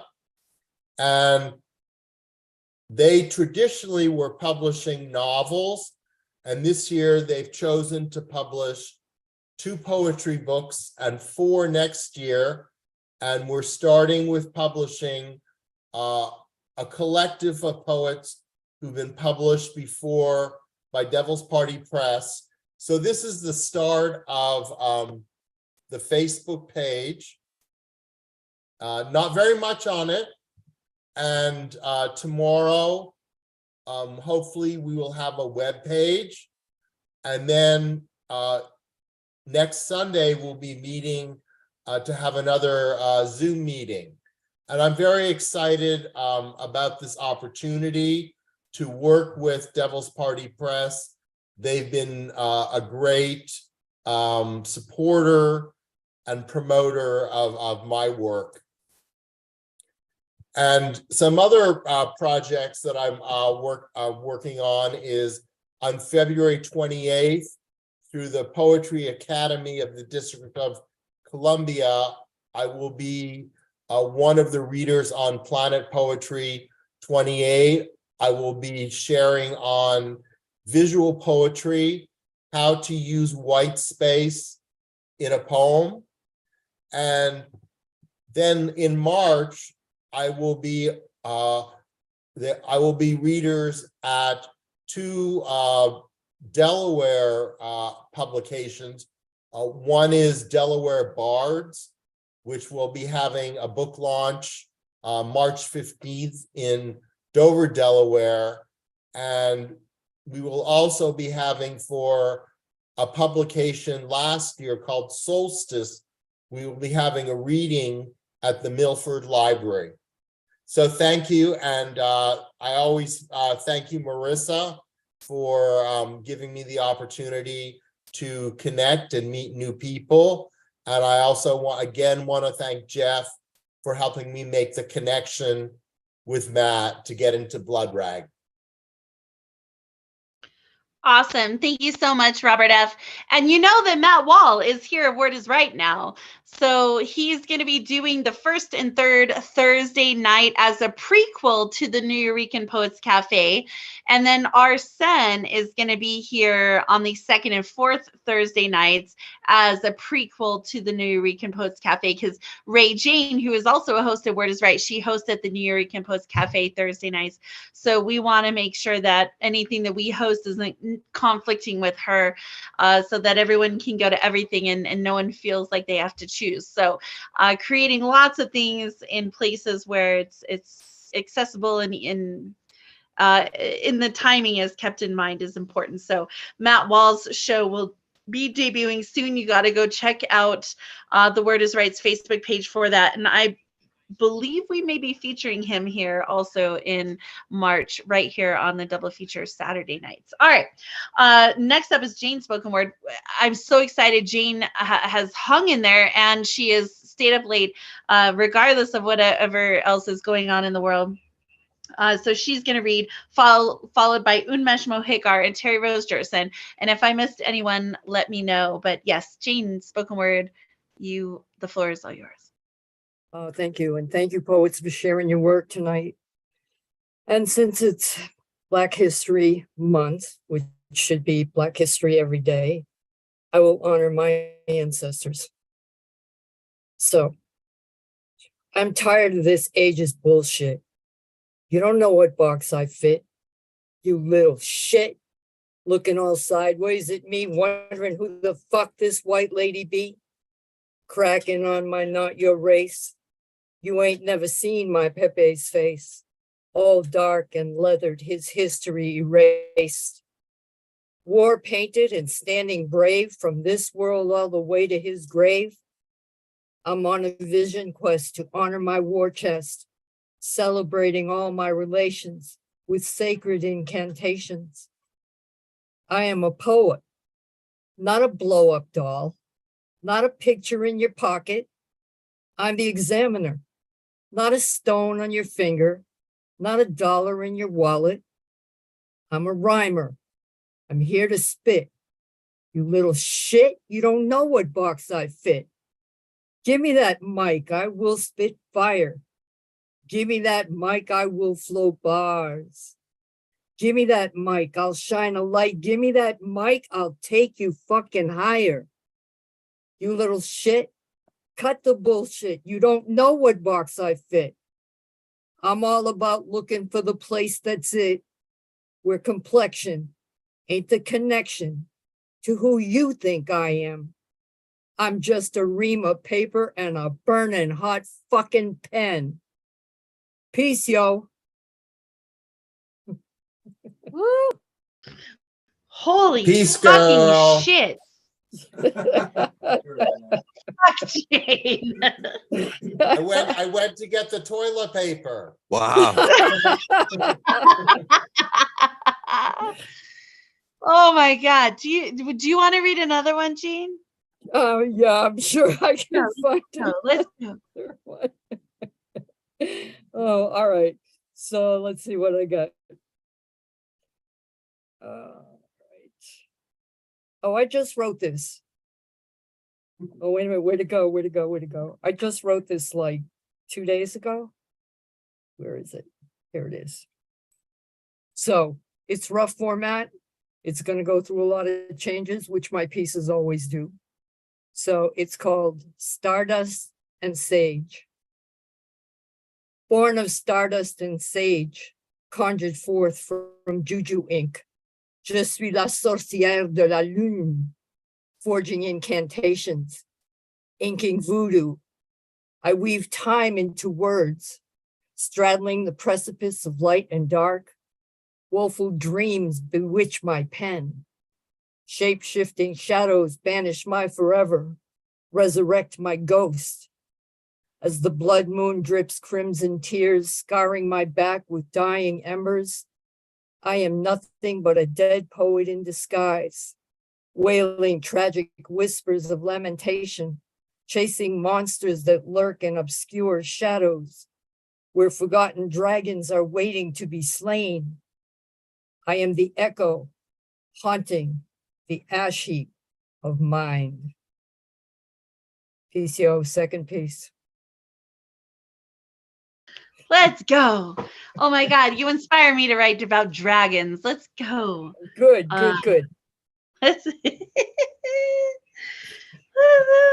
go. Thank you Oh my all. gosh. Thank you for listening. So if you guys don't know, Jane Spoken Word is going to be having a show here Tuesday, the second and fourth Tuesday night of the month. We're so excited for her. And you can't even, Jane, do you want to plug your show a little bit? I mean, if not, it's totally fine and they have to come. Oh, no, I do. Are you kidding me? Of course I want to plug it every fucking minute of every fucking day. All right. So the show is going to be really like bring it. This is going to be 4 poets. There's not going to be any time frame that you got 5 minutes to spit or 3 minutes or whatever. There's not going to be a prompt. It's just going to be an audience with 4 featured poets, and the poets are going to riff off each other's pieces. So Marissa, if you do a piece that I really dig that reminds me of one of my pieces, or even a piece that I'm working on or thinking about, then I'm going to jump in on you and say, yeah, but I got this. And then somebody else is going to go, yeah, but fuck you, mine is this. So it's just going to be 4 poets riffing off each other and bringing it, just bringing it. It's going to be, you know, open your mic and testify like we're in a blues club drunk on whiskey and wine. Testify. That is the best fucking word, I think, to sum up your show. It's a fucking testimonial. You gotta have some work, and if you have not done the work yet, that's cool, because you can sit and soak it all up and be inspired to do the work, and then bring it to Jane's show. It's not like anything else that's out there on the poetry shows or on Zoom or on social media. And it really is going to be a fun battle. But like battling is, I think it's a lot of fun. I'm a highly competitive person. Yeah, so we be jamming, baby. We be jamming. We be jamming, right? And it's jamming with Jane Spoken Word the second and fourth Tuesday night of the month. It's so much fucking fun. Let's go. So come, bring your poetry, bring your spoken word. Shit, if you don't have anything, write something and spit it. Like, there's zero excuse why you can't come jam out at that open mic. And if you're just starting out, if you're just learning, then take some fucking notes, because you will learn a lot on her show. That's right. But one note, it's brilliant. not going to be an open mic. It's just going to be an audience and 4 featured poets that are going to riff. And yeah, the audience can take notes and see you next week, maybe.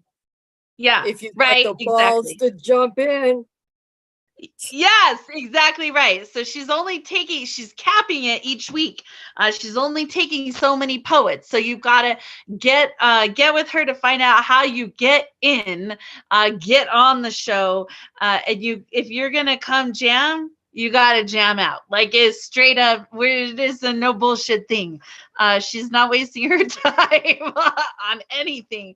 So you've got to be there to jam and jam out hard.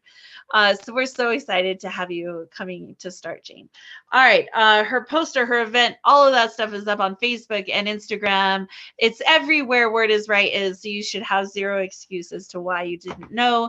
And if you don't have social media, which is completely valid, if you would like to be added to the email list, we can send you the email with the monthly newsletter that says what shows are going on there. Yes, find her on Instagram, Jane's Spoken Word, and her website is janespokenword.com. Yes, please, let's go.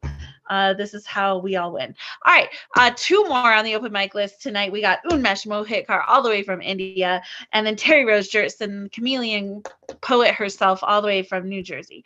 All right, Unmesh, hi. I feel so bad. Like every time on Sunday I look and I'm like, oh damn, Unmesh's open mic looks like so much fun, and I wish I could have been there. And I'll No get worries. back. You can come I promise. anytime, Marisa. Thanks for that. Hi, I'm Unmesh, and I've just published a book, Let's Unmesh Life, which is the name of my open mic as well. And it's free on Kindle. So for next 5 days, it's free. So please have a copy and enjoy it. Okay, here we go. I will read a few poems from my book. Almost a road ended. Almost flowers dried.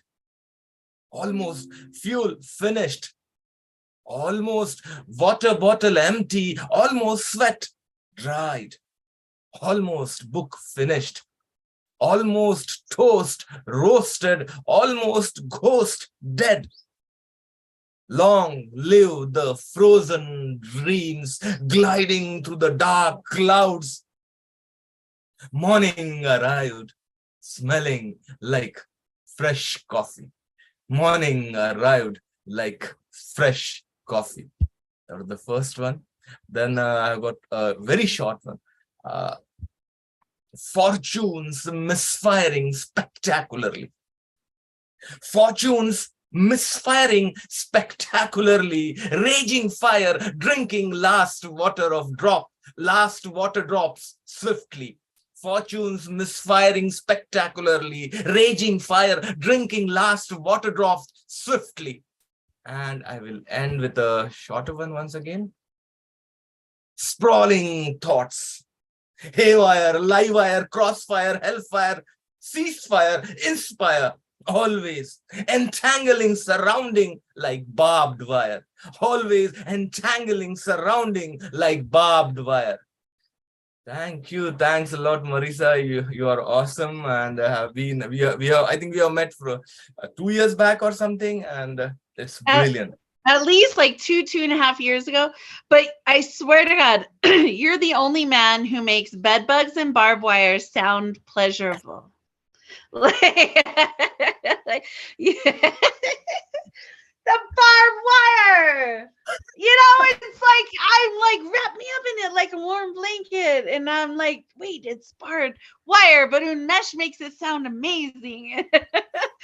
Oh, I love it. And if you guys have not heard his fucking bed bugs poem, please do. Unmesh, record that, put that out there. It should go viral, not because we're bringing about awareness for bed bugs, because we're not, but it's because it's one of those poems that makes you feel something, like physically you become ailed, but in the best way. That's what poetry, if someone's words can make your skin feel a certain way, or make you smell something, or become aroused, if it's erotica, right? Whatever it is, the poem, the word, the speaker, the poet, if they can do that and evoke that emotional response in you, I think that is such a special gift. And Unmesh has that very, very special gift. So thank you so much. I want to go sleep in barbed wire now. Not really, but Unmesh makes it sound wonderful. All right. If you have not followed Unmesh Mohikar, please do so. He does an incredible open mic it's Saturday morning. It's 8:30 my time, which is 10:30 or 11 Eastern. 10:30 Eastern. It changes with the time when we have daylight saving time. It changes a little bit, so it'll go earlier, I think, in the summer and later in the winter. But anyways, Let's Do Mesh Life is on Facebook, Instagram, it's everywhere. And please get his book. Look, y'all, it's a fucking $1.20 on Kindle and $4 on paperback. He's not even our feature right now, but I'm like, come on. Like, y'all can go do that, support, find him It's on free now on Kindle, Marisa. Oh, it's free From now. next Friday. I thought you said that, but then it says $1.20 in what you dropped in the chat. So yeah, and Linktree, if you're on Linktree, Unmesh Mohikar, Mohitkar, please go do that. It's so much fun. And join Unmesh and all of us early Saturday mornings. We can have our coffee. Smells like fresh coffee on that Saturday morning. It's his nighttime, of course, and now it's our night and his morning. So yeah, Folgers in my cup. All right, Terry Rose Jerson, are you ready to wrap us up tonight? Let's see if she's here. Yes, there she is, the chameleon poet herself. I have 2 anti-love pieces tonight, which I know you're going to love. I wrote this today. Both of these are new shit. I wrote them today. First one, Victor. Well, the day has come to be immortalized in poetry, although who is to say if I think you deserve it? Someone who I never thought I would get over, yet somehow, perhaps through your lack of caring, I eventually, after long heated nights of sex with strangers, did. You being careless with my heart and your infidelity mean little to me now. As a matter of fact, when you drove by that day in your car, I tried to hide from you. That's how much I did not want you to see me. You look the same, with a wonderment on your face, that face that I used to fantasize about daily and drive to for our careless afternoons, discovering the meaning of physical satisfaction.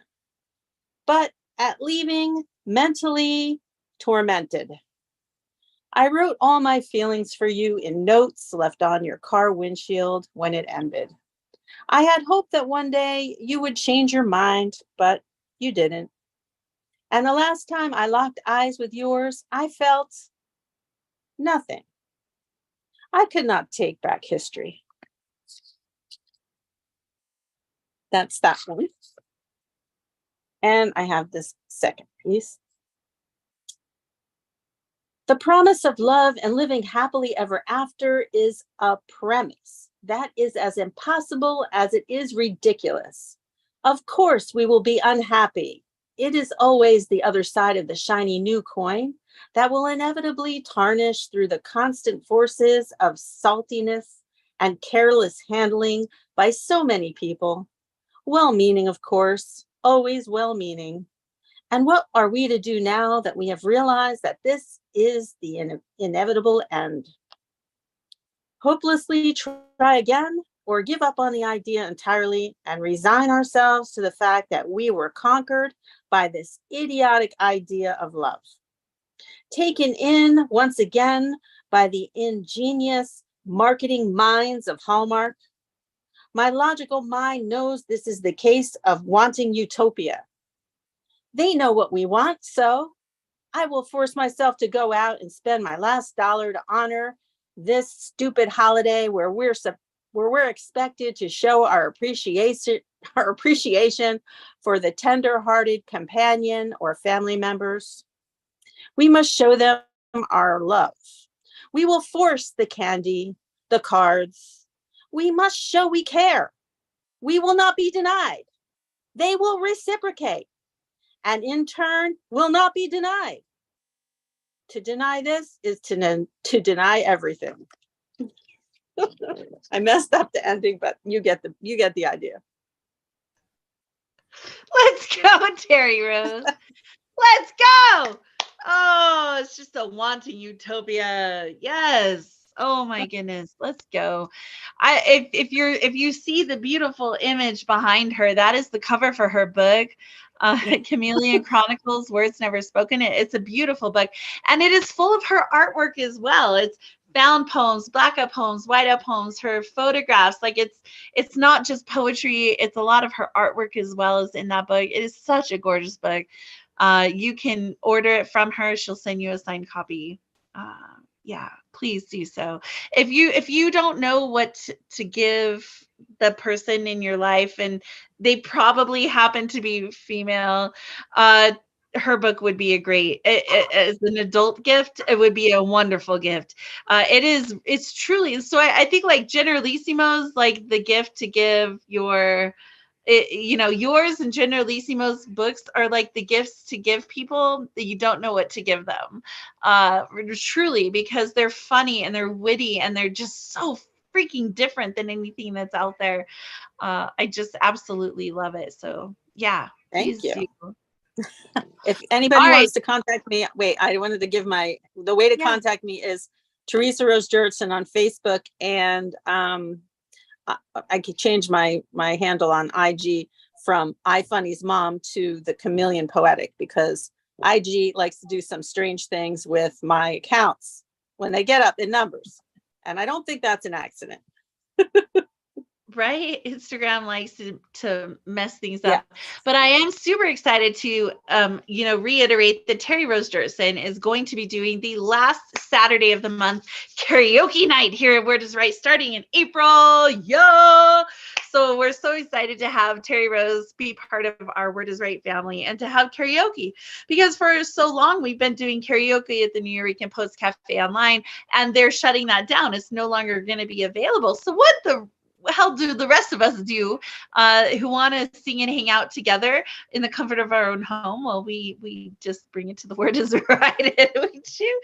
And you know what, Terry Rose, you won't have to wait so damn long to sing, which I'm so excited about. Oh my God, she used to wait hours, you guys, hours to sing. So now she's going to be excellent. Hands on the button to be able to do the music that she wants the way she wants it. So I'm very excited for that. All right, so just to reiterate, Namu's PayPal is NAMUGEERE. And Jeff Taylor's PayPal is This is Jeff Taylor. His Venmo is The Garage Poets. If you do not have PayPal or Venmo, reach out to us at The Word is Right. We have Cash App, Carrier Pigeon Firstborn, U.S. Mail. Whatever, there's zero excuse why you can't tip the feature readers this evening. So please let us know, and we can do that for you.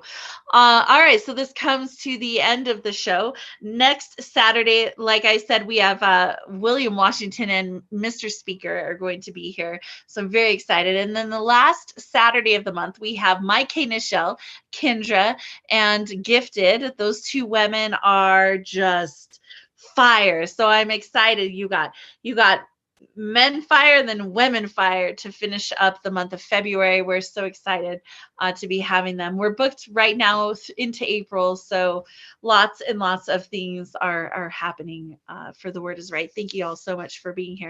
Are we ready for our toast to bid everyone a good evening? All right, grab your glass, grab your hand, grab your dildo, whatever it is you happen to have near you. And okay, Mark's got an empty gallon. We don't know what, but all right. Here's to health in your company, and one for the lasses. Let's drink and be merry, all of our glasses. Let's drink and be merry, bad thoughts to refrain. For we may, or may not, ever all be here again. This has been The Word is Right Saturday night double feature featuring Jeff Taylor and Namu. I'm your host, Marissa Prada. I'll see you all post next time. Peace and blessings. Bye.